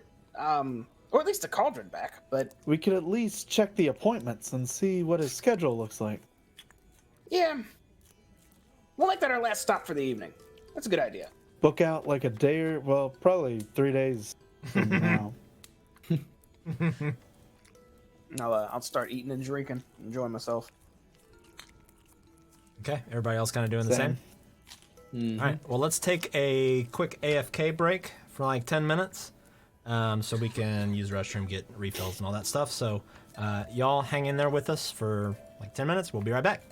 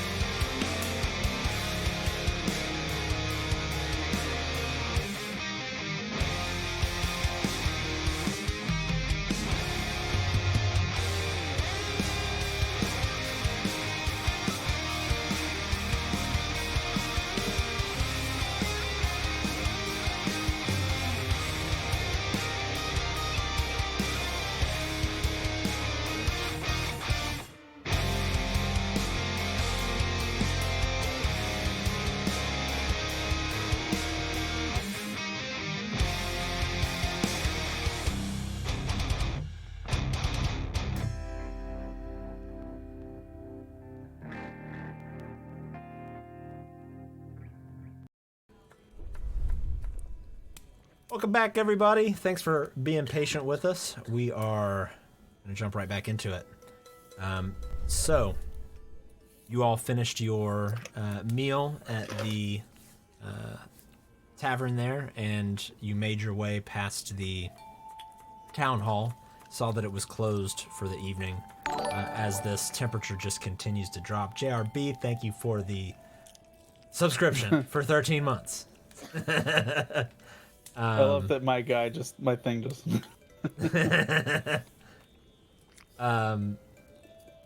But you eventually find your way back to the Luskan Arms, and as you walk in, Wilzu, Owen kind of calls out to you. Ah! Did you find what you were looking for? Somewhat. Gonna call it a night, you know? See what happens tomorrow. Also, everything went black again. Did it? I'm good. Well, I was. When I walked down there. Alright, let me see if I can fix it.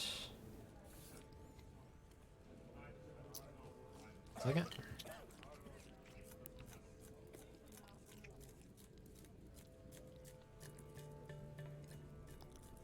Look at that creepy owl thing. With those wolves.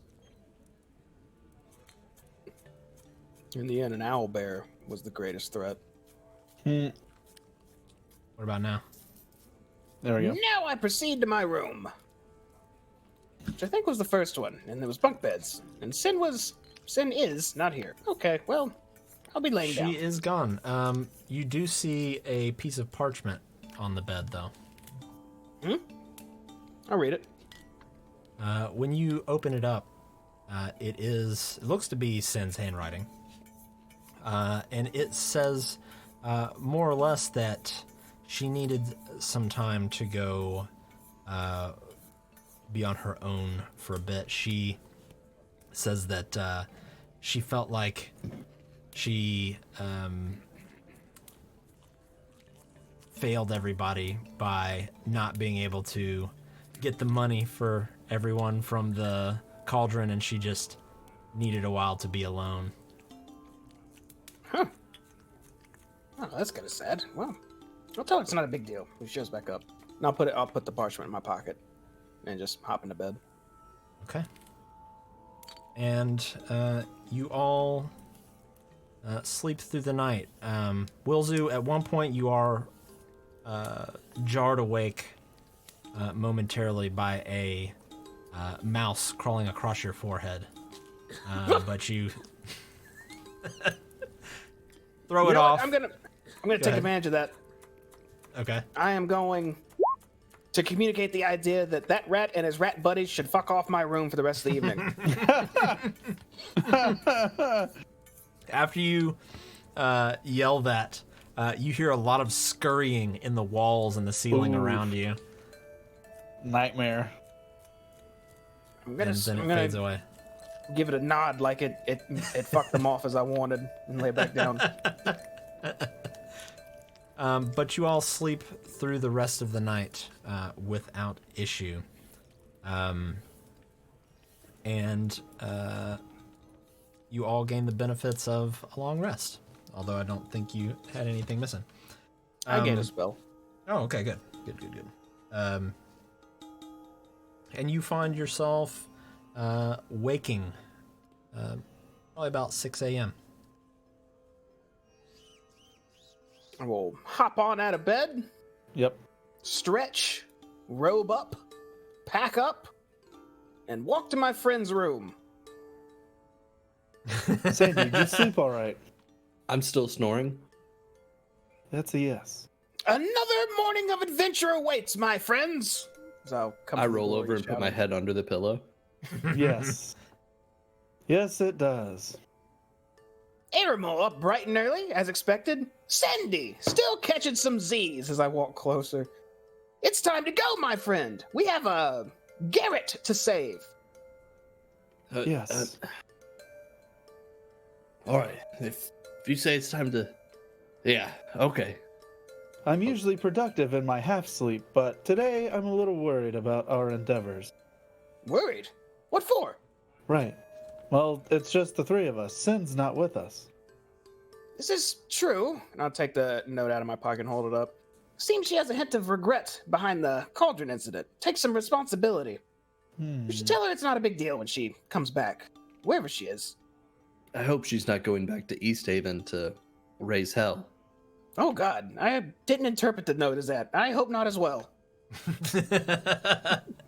I have the feeling of just wanting to run and look outside towards that direction for an explosion, but I don't.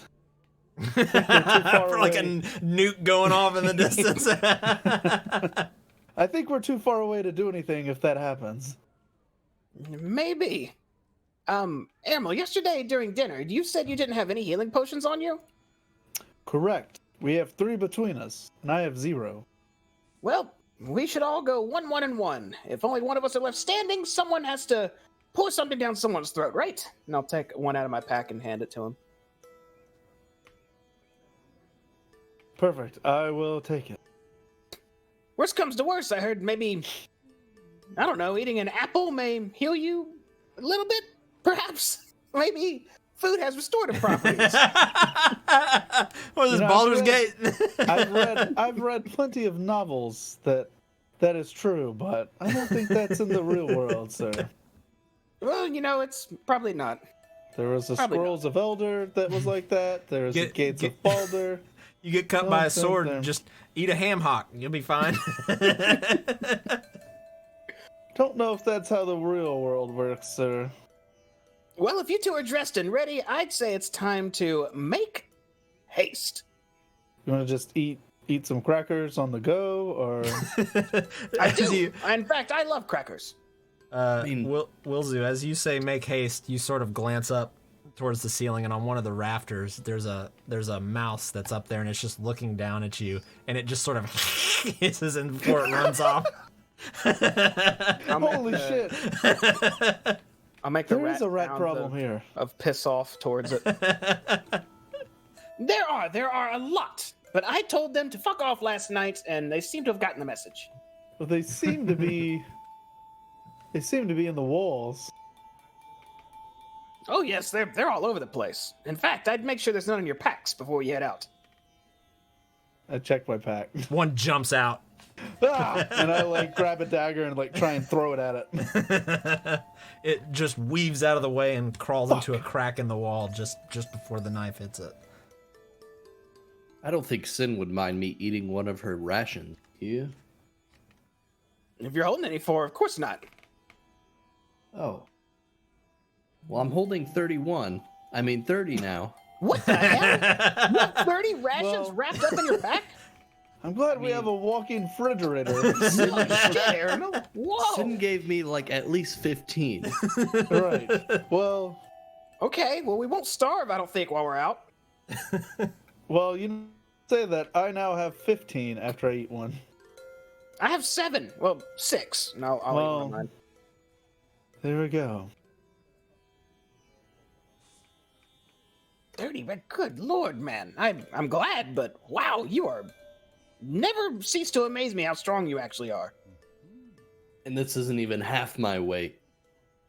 You know what? That doesn't surprise me somehow. Well, let's go. Yeah? You guys ready? Hitting the road, or are we gonna go try to talk to the speaker? I say we just hit the road at this point. Every moment we waste is one moment we'll be out there in the dark. That's true. Absolutely, if you're the leader. You know what? I embrace it. I am the leader. Leader of West, let's go. I will say this. If Sin was here, she would not be happy. She would prefer us to go after the cauldron because of more money. You're probably right, but then I'd use the old gnomish silver tongue and tell her, well, where we're going likely has more artifacts and more treasures and more people there, more people willing to pay, and then I just go on and on about opportunities. I just want to state that for the record. I do wish we could get that cauldron back. Yes. Oh, damn it! And I'll look over towards the tree and see nothing there. Any information, I say to Owen. Information In regards to Prudence? Prudence, I've only been here for about an hour. No, nothing yet. But I will... Are you coming back? We will be back in a few days. All right, well, be safe. I will keep an eye out for this Prudence. If she comes in, I'll let you know. Yes. Thank you. Come on, Giant Elk. Come on, Horns. Come on, Horns. I take a ball out and I throw it out in the snow. Okay. Oh, man. It falls into some deep snow, and you see the snow start to sort of shift around. Let me pull up the bag here. Would you roll a 5? Mm-hmm. Okay. And the snow starts to shift and shift until you see this black fur start to grow up from the ground and sprout a leg and another leg. And then you see a set of fangs as a black panther stands in front of you, just sort of snarling. Oh. Panther, that's... You know, that'll do just fine, actually. Does it look about... It looks rideable by my size, right? For your size, yes. Perfect. A panther. What do I call you? Airmill, you want to name this one? How about Jaguar? Well, that seems ironic. I'll call him Jag. Jag! Kneel down so I may mount you. That could be interpreted it- as a negative connotation. Kneels down. What's that mean? Does Jag mean something bad? Don't call people Jags just offhand. Oh. Is it okay if I call this Jag, or will people be weird? I just... Let me see. Let me get to it. You real know, quick. how about a cheetah? A chi? Aichi. I'm gonna call it Aichi. What about Pantera? Oh, that's way too long. I'm going with Aichi. And I hop on Aichi. Okay, and that's what he looks like right there. He looks mean. I'm sure Aichi could rip my throat out if he wanted. Glad to have another strong ally. And you should be able to control him now, Welzu. I cannot. Let me see if I can fix that. Oh, yeah. I forgot to hit save changes. Now you should be able to. Excellent. All right, what are we doing? Riding towards the eastern gate? Are we heading out? Yes. Okay. So, you all, is everybody, I'm assuming everybody's kind of following suit. All right, we'll see you in like a day, Wilzu. As they like So the exit, panther out. the exit from here is actually on the southern border. Let me pull all this up here.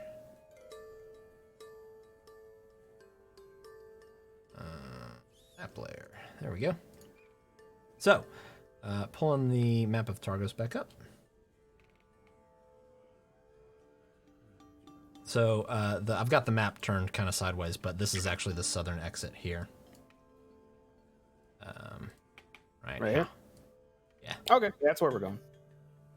So you head out of the town and begin making your way along the 10 trail. And it's about 6 a.m. right now. You guys got a pretty good jump on the day. And you travel for... We'll just kind of fast forward a bit here. You travel for quite a few miles from Targos around the edge of Mare Dwalden here until you come to the spot where you know it's time to veer off to the northeast off of the trail. All right, here we go. Into the absolute tundra, the direct path. And let me pull up some times here. Sorry, go ahead. If I'm not mistaken, did we? I looked at my group. I may have dreamed this, but did we encounter some sort of mobile vehicle out here that goblins were driving one time? You mean the polar bear death wagon? That's the one. Yes. Hopefully, we can commandeer one along the way, huh? Yes, that would be fearsome and reputable. Looking at the only one with a mount. Yes, Right. It would be nice to be able to ride something and not have to walk. Can you imagine something self-driving? You just sit there and it drives for you. It is quite nice. And I could watch videos. I mean, I could read a book. I would call it Tesla. So it's about. Go ahead. That was just banter. Okay. It's about 8:30 a.m. So took you about 2.5 hours to get to this point. But you veer off the road and start into the tundra. And just as a point of reference, the day today, it is snowing. It's not an absolute downpour of snow, but it is very steady. It's probably similar to what we experienced this past week, where it's just pretty steady, but just not a lot. But it is. You would be shocked if it was above 0 degrees Fahrenheit. It is freezing cold outside. Maybe we should stop and ask in the Dwarven Valley about those dark dwarves.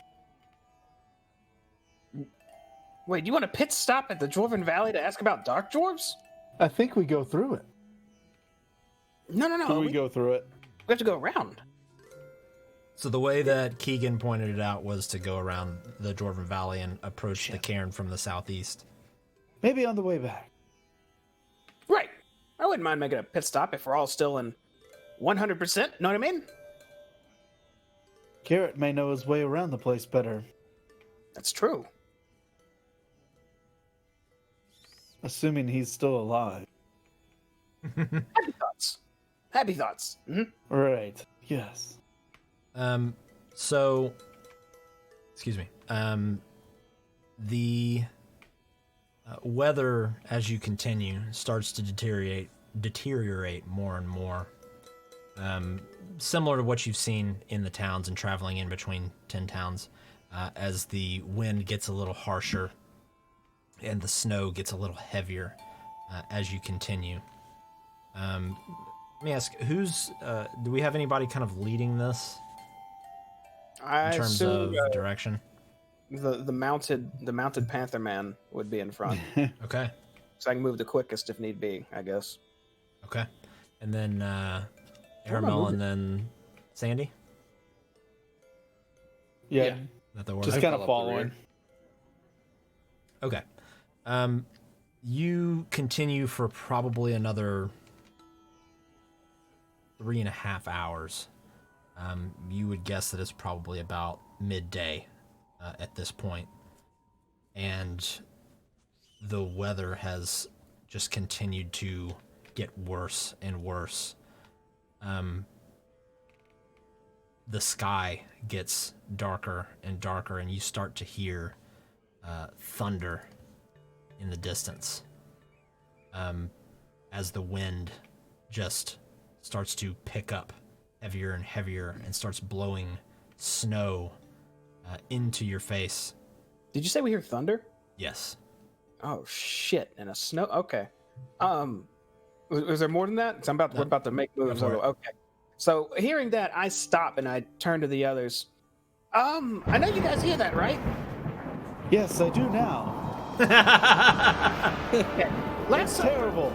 Last time we were in a shit blizzard, we almost. Well, it was a bad time. We need to make some shelter now. Yes. Would the three of us be able to fit in one tent? Being Wilzu so small? If you got really comfy.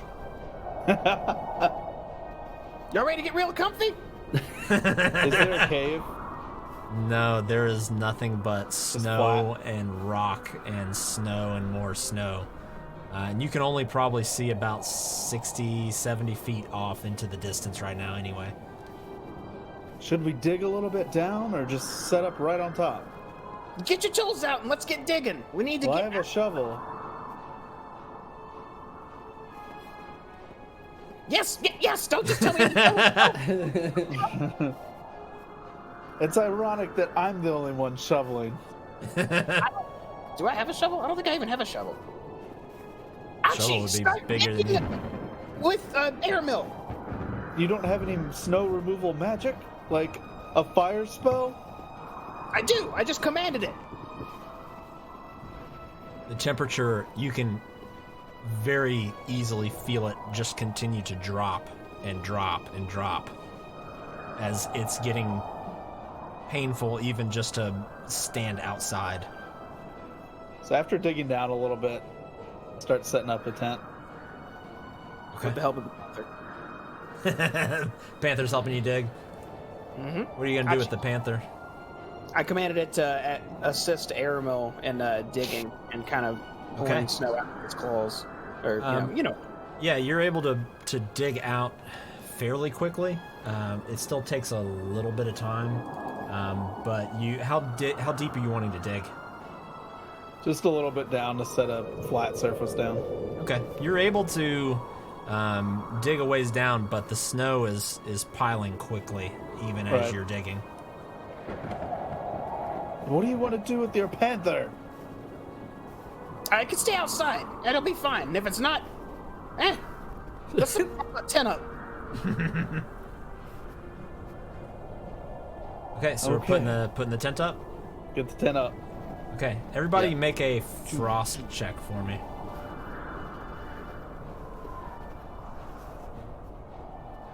Frost check.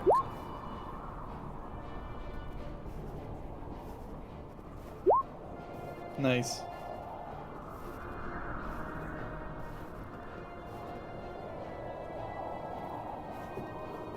Okay. Everyone except for Wilzu, you're able to kind of just fight through the cold, but Wilzu, this blistering cold just penetrates through your cold weather clothing, and you do gain 1 level of hypothermia. And you have, or I'm sorry, frostbite. As this, I'm sorry. No, you just gain a level of exhaustion. I'm sorry. Okay. As this cold just sinks down into your bones.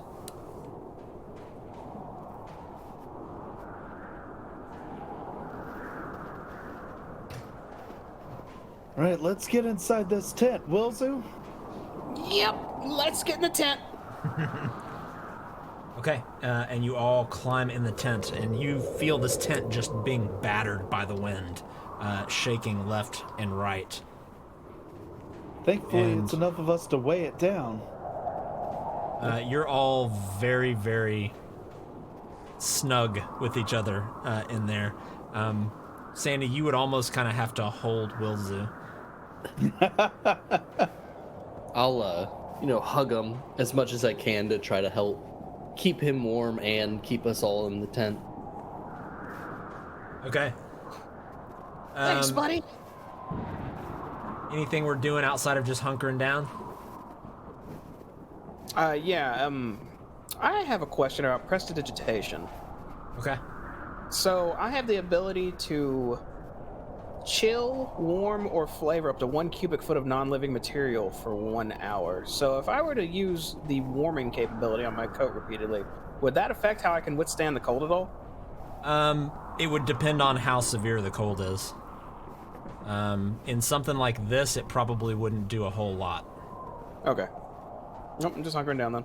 Have But heated for- gloves, though. For like general, like if you're just walking through, and it's not a crazy blizzard, then possibly, yeah. Okay, so about 2 hours pass, and you start to feel the tent just get heavier and heavier from the top as it starts to bow in with snow on top of it. Start pushing the top. Sandy, I'll, like, start smacking it. Careful, trying to get some of the careful. snow off. let's not rip it. But shortly after, the weather seems to start subsiding and kind of fading away until eventually you still hear the wind whipping outside, but it is nowhere near what it was when it was just wasn't. My words are not working. It's nowhere near what it was during the blizzard. And eventually, everything just seems to calm down. Is it done? Well, I think it's safe to travel, maybe. Oh, that took a toll on me. I'll be okay. I'm good. I'll hop out of Sandy's arms and push the snow out of the way to start digging up out to the surface. Okay. And yeah, you it takes you a few minutes actually to dig your way out. How's your panther? Yeah, when I go outside, my panther is it just like chilling up there, or is it like what's up with it? You don't see your panther. Ooh. And the snow is about probably another 4 feet up around you on either side as you kind of dig your way out. I command you to dig to the surface! I shout out. You don't sense any movement. Damn, I guess it's gone. Well, you can make another, right? Maybe you'll get your out. Yes, chance for a reroll, and I'll take out my bag of tricks and lob another fluffy fluff on the ground. Okay. Another one bounces off of the snow, and it starts to pulse and throb as it gets bigger and bigger, until you see a standing before you what is a giant badger. Whoa, is that a badger? How big is it? That size of a panther? It is. Let me look here. I'm not sure. It's probably about. It's a little smaller than like a big dog. Smaller than a big dog. Can I sit on it? No, you wouldn't be able to sit on it. Boring. Okay. I look at the also, back this morning. if you have a hard time, walking through this thick snow, I mean, I'm sure I could set you up on my small child and carry you. Hey man, if you're down for that, I'm not gonna complain. I'll happily sit on top of you. I mean, how much do you weigh? It doesn't matter. I'm just messing with you. I can carry you. Okay. And I'll hold my arms up. I pick him up like a kid, set him up on my shoulders. Don't forget your critter. Yeah, the large badger, which I'm gonna call him Badgie. Badgie the badger. Yeah, that rolls off the tongue. Badgie, walk alongside my friend Sandy. You hear it make badger noises.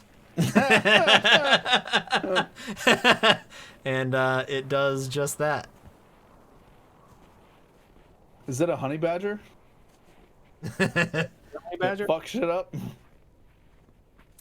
It looks like it could probably hold its own. Throw this at someone's face. Badgie, have another command as we're traveling. Sniff the ground occasionally and tell me if you smell goblins.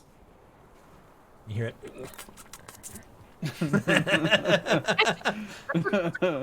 Sound, I think. Well, let's make haste before the gods of nature decide to screw with us again. Yes. Okay. You continue on through this storm. And it's still coming down and limiting your vision to probably about 100 feet or so. But it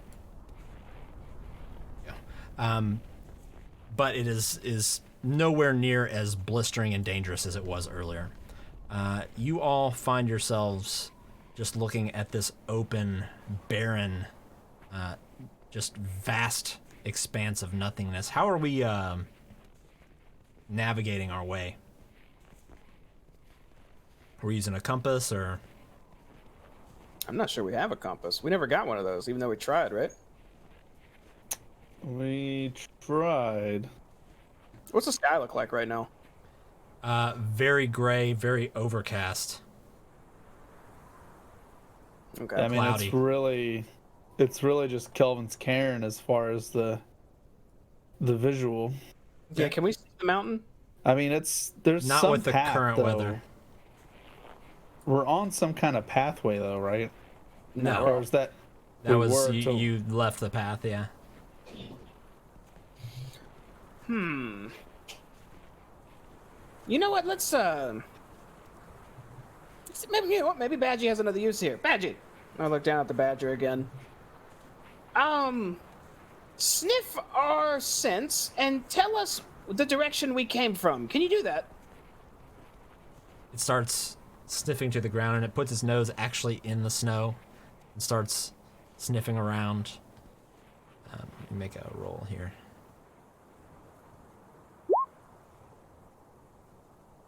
And it goes to one spot and just looks up in that direction.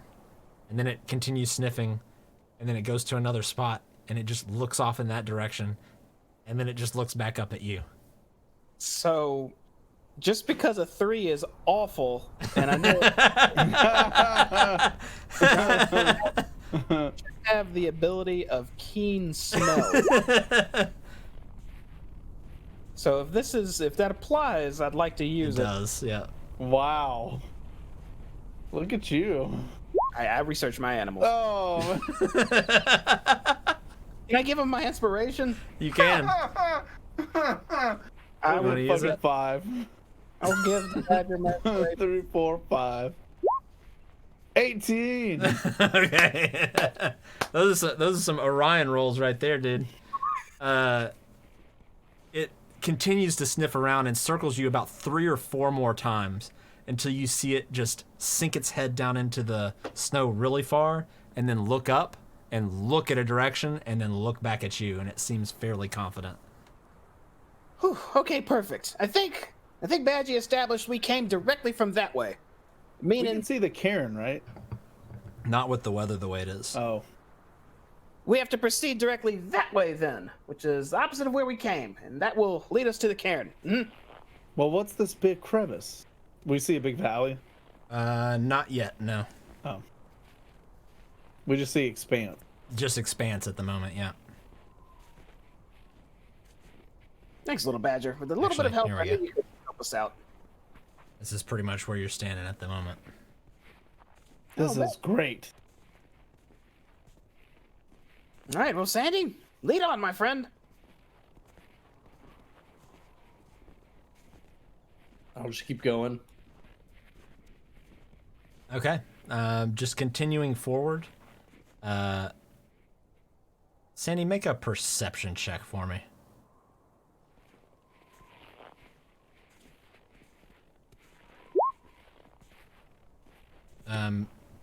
You hear just faintly in the distance a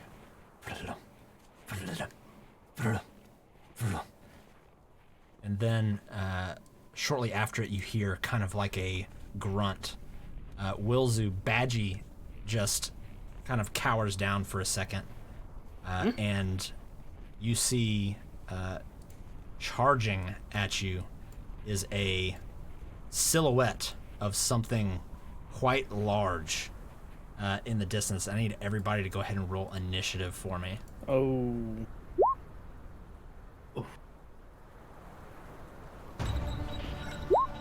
Scary thing in distance. big initiative. You should be able to roll initiative for Badgie as well, or I can do it. I don't think I can. Yeah, I can't. I don't have his character sheet. That's what his token. Oh, okay, gotcha. Let's see, I should be able to give you his character sheet.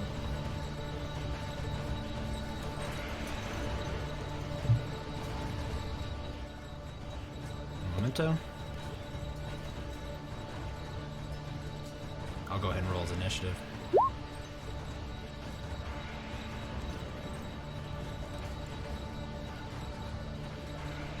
Alright. Wilzu. You should be in your journal now.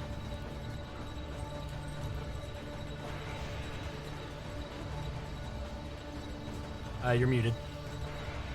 Yes, excellent. Okay. So, Aramel, shortly after Wilzu hears this, and you see Badgie sort of recoil a little bit, you very faintly see this thing in the distance. What would you like to do? I will The wind is still draw kind an of arrow whipping around. and kind of run up to greet it a little bit, get a little closer. And then I will, assuming I see what the fuck it is a little closer. Yep, it looks to be a giant kind of white owl bear. Oh boy. I will draw an arrow and I will fire at it. Okay. And I'd like to use all I got. My assassinate, which gives me advantage on a creature that hasn't attacked yet. Okay. And then that gives me sneak attack since I have advantage on it. And if Okay. it hits, it's a crit. Okay. So please fucking hit. Alright. That is going to hit. Yep. So that's 7 piercing, 7 sneak attack, and it's a crit, you said? It's... Yeah, let me... Give us the deets. And you're Antidelis, when you get the drop on your enemies, you have advantage on attack rolls against any creature that hasn't taken a turn in combat yet. In addition... Okay. Well, it's not surprised. Okay. Oh, okay, well then... just the advantage. So 14 damage then. And this thing sinks right into the shoulder of this owlbear. It just seems to sort of shrug it off a bit. That's cool. I will use my bonus action to take the dash action, and I will dash back to my companions, and I'll say, owlbear, coming, shot it. Wilzu, that brings us to you. Okay. Do I have to command Badgie now, or when it's his turn, can I just say what he does? Or how's that work? Let's see. So, the creature is friendly to you and your companions, and it acts on your turn. You can use a bonus action to command it, how the creature moves and what action it takes on its turn, or to give it general orders such as attack. In the absence of such orders, the creature acts in a fashion appropriate to its nature. Okay. I'll use my bonus action, then I'll turn to Badgie and yell, Badgie! Step forward and then ready yourself to strike that bitch as many times as you can when it gets in range. The badger will kind of run forward to right here on all fours, Okay. ready to attack it. And then I'll take one step over here, look around for a rock or any pebble or anything. Can I find anything of the sort? There's really mainly just like there's a large boulder kind of sticking out, and everything else is just kind of, icy, snowy mounds. Okay, in that case, I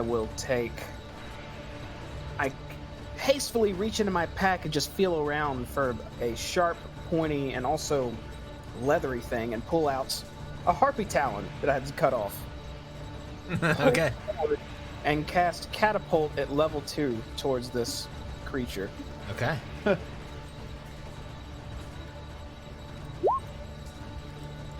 It needs So to you need make, a deck save. Yeah. Okay. I'll remove the Harpy Talon. Bye-bye, Alchemy. It rolled an 18. Fuck. I think it completely misses them, if I'm not mistaken. Let me look at it. And I'll link it in the chat as well, just so everyone sees what it does. Yeah, it did not link it in the chat when I did that. I will display There it is. There we go. Under 5 pounds. More carry. The object flies in a straight line 90 feet in your direction. So, on a failed save, the object strikes the target and stops moving when the object... It looks like it just misses completely. Yeah, so it just kind of sinks into the snow right in front of it, just short of it. Okay, now I'll end my turn here then. Okay. Actually didn't need to give Badgie yet. All right, that brings us to the owlbear, who's going to charge up to Badgie. And you hear it roar, and is going to take a swipe at Badgie with its claws. That's going to be a 14 to hit. Also, Wouldn't that trigger Badgie's multi-attack, though? Oh, you were having him hold his attack? Yeah, command when it gets in range, multi-attack him. Okay, yeah, go for it. Yeah. So he's gonna use his bite. I'm Actually, not sure. hold on 1 second before I... Yeah, there he is. Hold on, let me... I forgot to do this for him. Okay. Badgie.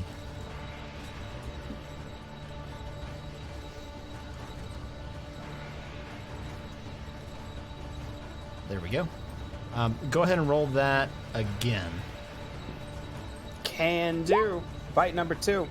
Okay, a 10 to hit is going to just miss as this owlbear sort of rears up on its hind legs just as Badgie goes to bite it. But I think he has you say he has multi-attack? He does. Followed by the claws. Nice. Claw actually does hit as it jumps in a little closer and gets a swipe off for 3 slashing damage. The lowest damage you could fucking roll on that. That sucks. 1 and 1. All right. The owlbear comes down and swings for... it's going to be a 14 to hit. I will hit it. And that's going to be 14 slashing damage. Oh fuck. Which, Gore it. If we're going by that. Yeah, Badgie just... You see this kind of blood kind of shoot off to the side, but as the blood comes out, it just turns into kind of mist and smoke, and Badgie just, as he's falling over, just disappears. He took one for the team. And that is going to end its turn. Sandy. Seeing that this is a big boy, I'm gonna go into a rage. Oh yeah! Finally, some good competition. I'm gonna run up at it, go into a rage, and swing my maul at it. It's going to just kind of dodge out of the way, just barely. Okay. Within my rage, do a frenzy attack and swing at it again. Okay. That is barely gonna hit, but it does hit. Yes. As it sort of kind of goes to turn back around to attack you, you follow up with another attack and just clock it right in the side. Okay. And that will end my turn.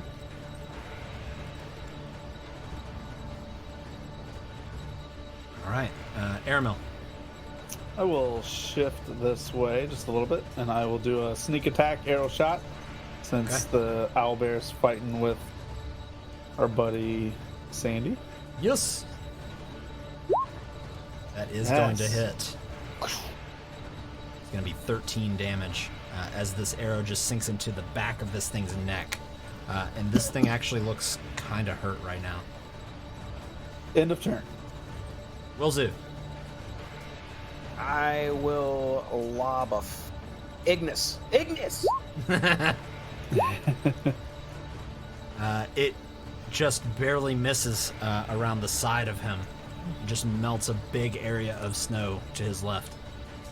Shit. I got no bonus actions I want to do, so I will just hold. Okay, the owlbear looks at you, Sandy, and goes to attack with its claws. It's gonna be a 21 to hit. Yeah, absolutely. That's 12 slashing. And as it follows through with its swipe, it actually goes down with its beak to try and bite you. That's gonna be an 18 to hit. Yeah, 6 and 6. For 12 piercing damage. that would. Thank you. Thankfully, you're raging. Yes. Ow. Still hurts. And that's gonna end its turn. Sandy, that's back up to you. Well, after attacking this, let me tell you something, brother. I'm gonna go swinging. Swing for the fences. You actually do make contact, but just not with the business end of your maul. The way it moves, you actually kind of hit it with the hilt of it, and it just doesn't really give enough force to do damage. Okay. And then another. That Yes. one is going to hit, though, and you crack this thing across the side of its skull, and you hear it just kind of, and the eyes in this owlbear roll back in its head, and it falls to the ground dead. We are out of initiative. Oh, sudden Wow. Oh, We did short work of that. owlbear, huh? Jeez. Sandy, you okay? oh, nothing. A little scratch, you know. Doesn't hurt too much. Just a little blood. Nothing I'm not used to. Is there anything we should pilfer off this? Well, we could harvest it for its meat. You know, more food, but Sandy is carrying 30 rations still, so I'll leave that to you. Right. Really not my thing. What time Vomit. is it? It's probably about 2 p.m. right now. So there's Or still, it's still fairly, like everything's dark always here, just as a reminder, but by comparison from when the aurora is kind of up in the sky, you can see fairly well right now.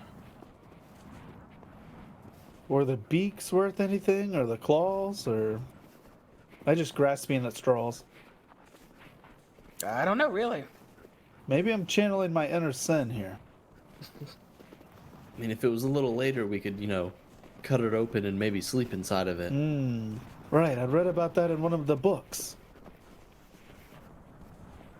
Well, Yeah, if we don't need anything wrong, we should probably get going, yeah? right, I mean, I don't know how to get a pelt off of this. That may be worth money. It might Probably. take too much time before we are able to Right. cut it off this monster. Travel light, travel quick. Indeed. And I'll reach into my bag and throw my last ball for the day. Okay. Oh boy. It bounces a couple times on the snow before it coming to a rest and starts to flex again as another badgie pops out of the snow. Another giant badger? This one's just a regular badger. He's smaller. Yeah, Drake. just a regular badger now. I guess I could throw it at someone's face. Or maybe I'll have it annoy enemies. Sandy, you should keep this one on your shoulder. I'll have it help you out. Okay. Well, let's Nice. let's continue on, yeah? Should we call this one Little Badgie? Yeah, that's perfect. I think it had another name at one point. Fang 2 or something, but Little Badgie works.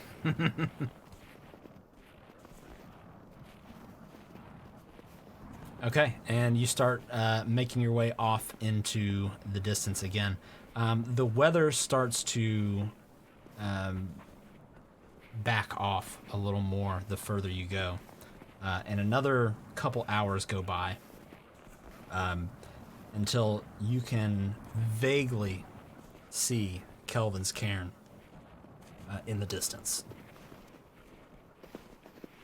Our destination, finally. It's still pretty damn far. I wonder where that Dwarven Valley is. We're supposed to go around that at some point. Well, I'm sure we'll fall right into it or see it. True. Are we trying to aim for the Dwarven Valley?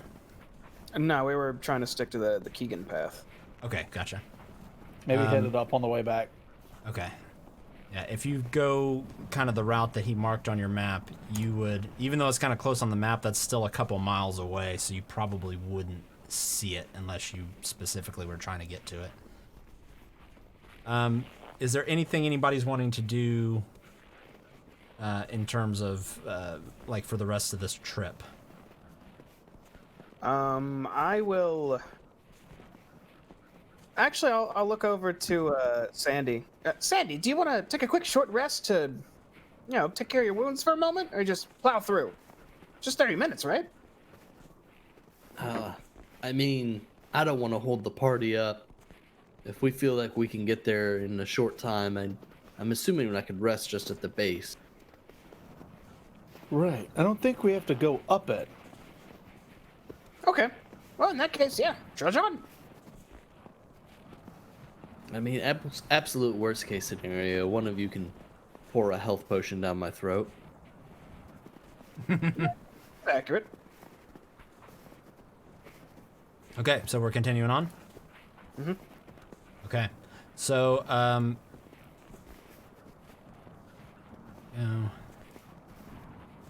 about another 3 hours go by. The light that you did have kind of coming through the cloud cover from above you starts to fade and turns to this darkish purple, pink, and then blue. And the aurora is now the only light that you see in the sky.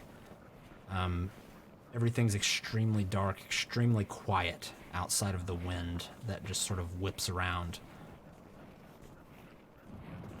Eventually, in the distance, as you're heading towards the cairn, all three of you make a perception check for me.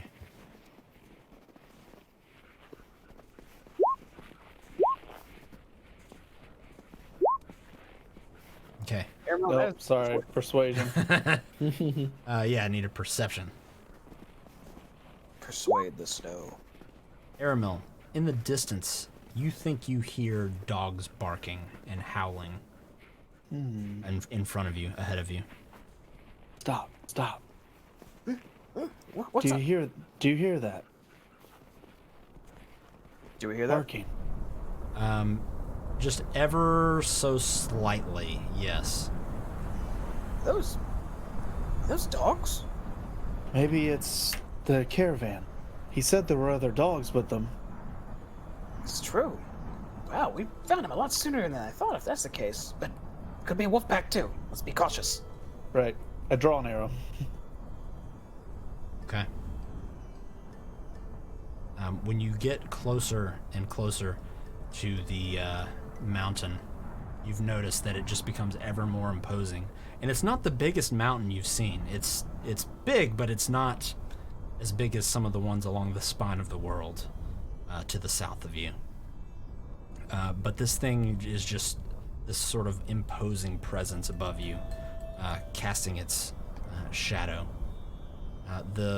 You follow the sound of the howling, and eventually, in the distance, you see the outline of a couple of pitched tents and a group of, looks like dogs in the distance. Those look like actual dogs, and not wolves. This looks like a camp. And I'll let go of my caution a bit and kind of start We should be careful. trudging forward. Watch your corners. I have my arrow drawn but facing down. As I'm walking forward, I want to use I don't know if it'll work or not, but I'm going to try to use my communicate with small beasts to show them we're friendly, like do friendly gestures. Okay. As you approach, you see for sure there are two pitched tents in the snow, kind of near this icy outcropping, almost acting as a natural kind of windbreaker. Between the tents is an overturned sled, and still harnessed to that sled are 5 howling dogs. And they just sort of look at you expectingly as you approach. Sandy, hold up. We don't know how long these things have been out here, and it looks like they've been trapped. We should probably throw some meat or something at them before we go close, yeah? Well, looking around, you see that there are 2 small crates near the dogs. One is empty, and it looks like the dogs broke into it and ate the provisions that were there. Oh. Never mind, Sandy. They look okay. Do they have harnesses on or anything? They do. They're still attached to the sled that's overturned. I didn't have a sled, but basically the you're sled's good. like right here. Imagination. No, I really, really, really wish I had the ability to actually talk with beasts. Damn it. Another spell I'll have to log. Right. Well, this seems to be the group, for sure. I'll just shout out, "Hello!" You see them sort of pacing back and forth frantically and sort of whimpering and crying. I think, we could use these dogs, actually. Right. Is there any blood on the ground or signs of a fight, scuffle? Not that you can see, no. It looks like the sled was overturned probably by weather. I want to look in this tent. Okay, looking Will you inside. Cover me. Yeah, we got you. In fact, I will walk over to the campfire and cast a firebolt on it. Okay. Sort of blazes to life. And a couple of the dogs actually get startled a little bit, but then see it and actually kind of come a little bit closer to the fire itself.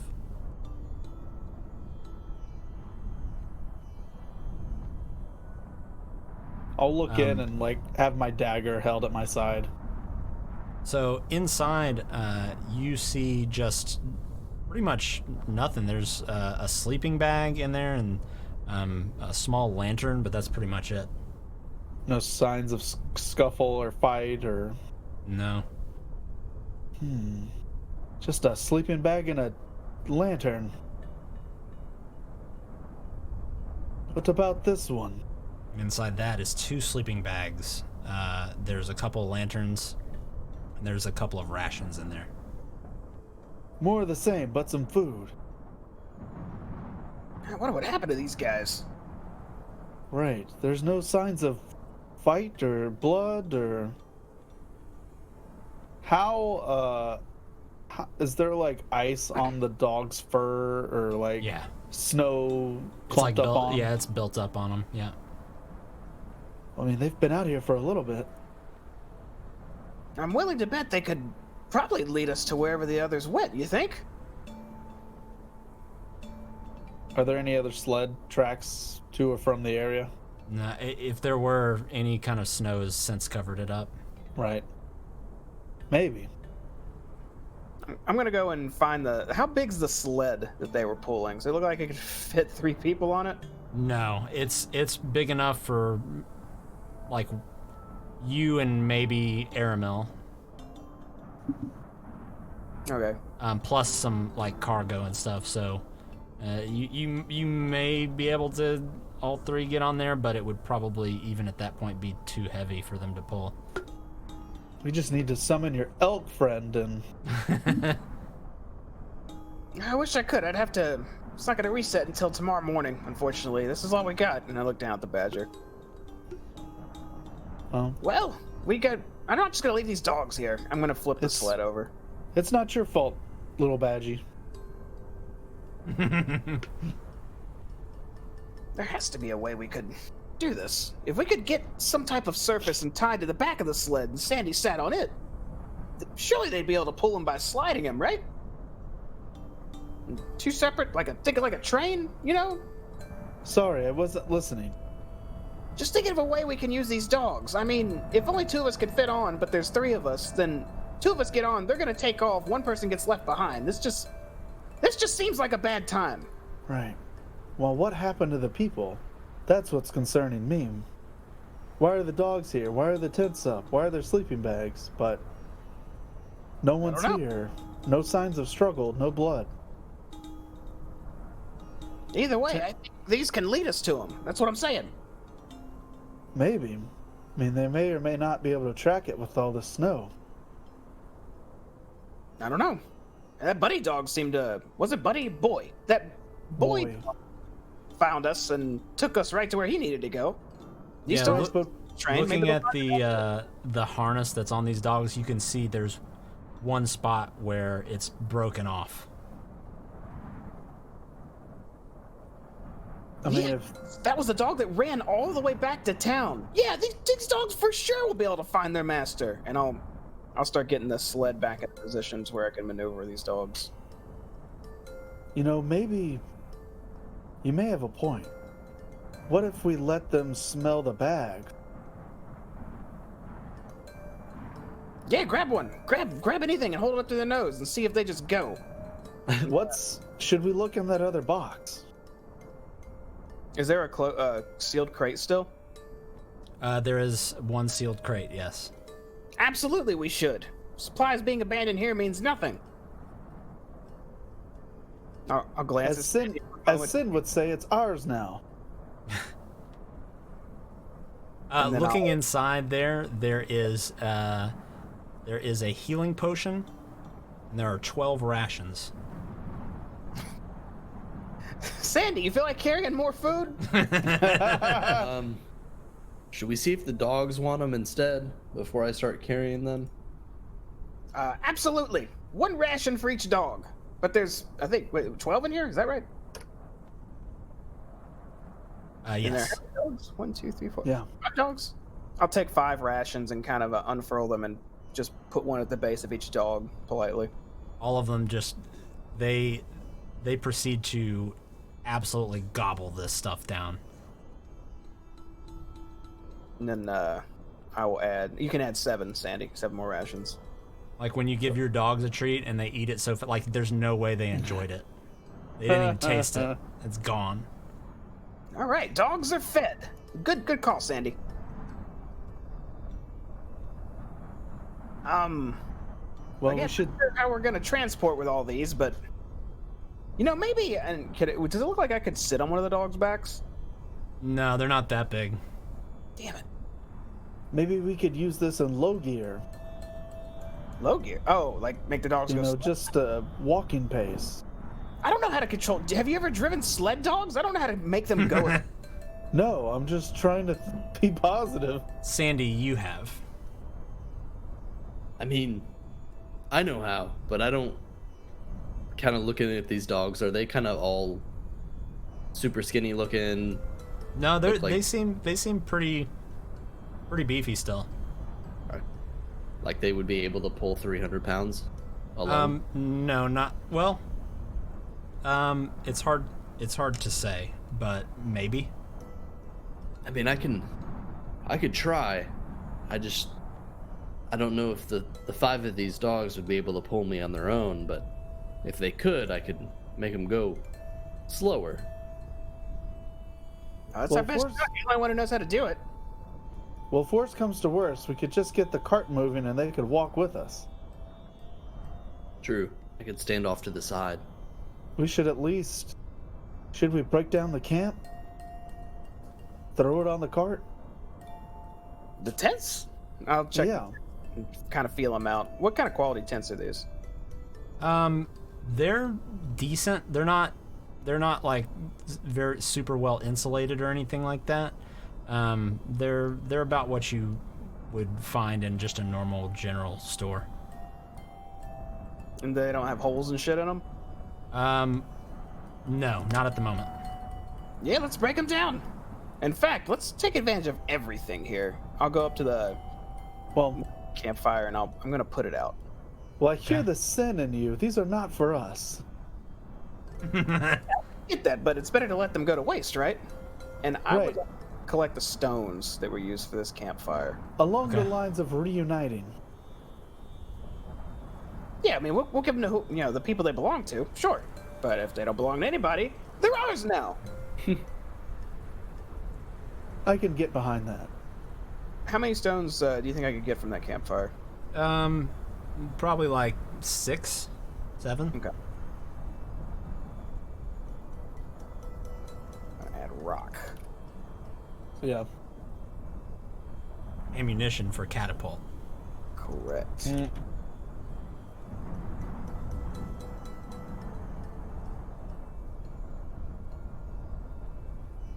All right. Well, so let's just toss it on the cart and let's keep moving. So just as it is 7 p.m. at the moment, and the temperature has dropped substantially. Oh well, it's 7 p.m. So. Well, Yeah. you would know it's 7. It's been dark for a few hours. I look at Let me check my Fitbit. Yeah, it's been dark for a few hours at this point. All right, let's Before take we advantage of pack these. Hmm? Yeah, before we pack up these tents, maybe we should just, either stay here a couple hours, stay here for the night. For the night. We're staying here for the night, 100%. We're not, and I look up at the sky. Nighttime travel is, kind of bad. Also, still tired from the previous blizzard. We should set up our own tent and then let the dogs sleep in a tent? I don't know. No, nonsense. They'll be fine outside. They're snow dogs. Sled dogs. They're sled dogs. Well, I don't know if they're like abandoned in the wilderness sled dogs. Well, they didn't have to sleep in tents before. There's sleeping bags in these. Well, yeah, we should pack those up. We have the extra tent for it. Right. So, Let See, them you sleep both in. put the dogs in a tent. I don't see why not. They're out of the weather. We want them to be healthy for tomorrow. Can I check my history bank in my head and think if anyone ever put sled dogs in a tent for a good reason? Make a history check. Mega what? History check. Okay. God damn it. Not that you're aware of, but it's also the events of today. I mean, this, as cold as it normally is up here, it's abnormally cold. Especially if there were a blizzard. Well, I guess we could do that. Just know that 5 large animals in a tent likely means a unusable tent the next day. It ain't our tent. Right. It's not our tent, but hey, we kept your dogs alive. I guess you got a point.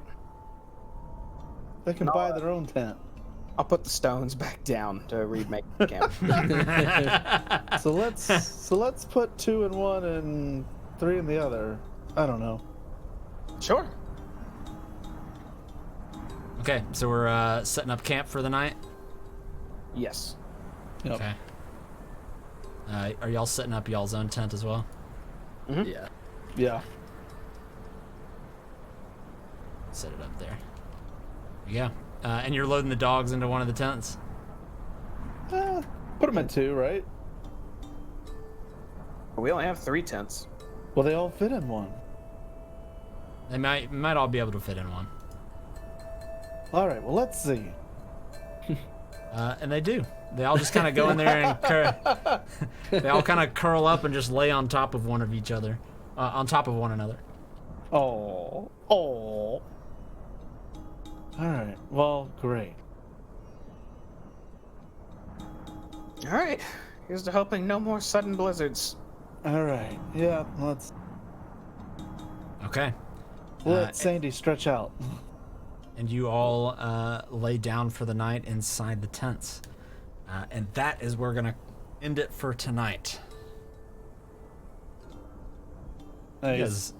You guys had quite the laundry list today. We Did all kinds of stuff. Covered a lot of miles. I'm glad we're in the field. I'm glad we're back out and about now. Yep. Out in the wild blue yonder. All right. Well, good job, everybody. And you survived an owlbear attack. That Yep. was good. Sandy hits like a dump truck. Yeah, you fucking. We both had some good hits. Yeah, but I can't roll hit dice for Jack, apparently. I mean, you definitely did I mean, you guys, between the two of you, because I don't think did you hit it, Jamie? Nope. Yeah, the two of you took it out pretty quick, and it had a decent amount of health. So Not bad. You hit 3. Badgie did Yep. do his service, and he took a swipe for y'all. So, F's in the chat for Badgie. Yep. Cool. Well, how do y'all feel? Good. It was a good session. A little worried, hoping that somehow we find Sin. I'm sure. Hopefully, we prepare for the wrath of Sin when she rejoins us. You guys left me. She will know everything. Oh shit. Okay. Well, I guess that's where we will wrap it up for tonight, everybody. So, thank you all so much for watching. We appreciate it. If you enjoyed the stream and you're new here with us, give us a follow and join us on Monday for our Shadow of the Demon Lord campaign, and next Saturday for a continuation of this. If you want to support the channel, consider giving us a sub. We appreciate it. Outside of that, we will see you all on Monday. Y'all have a good night. Bye bye.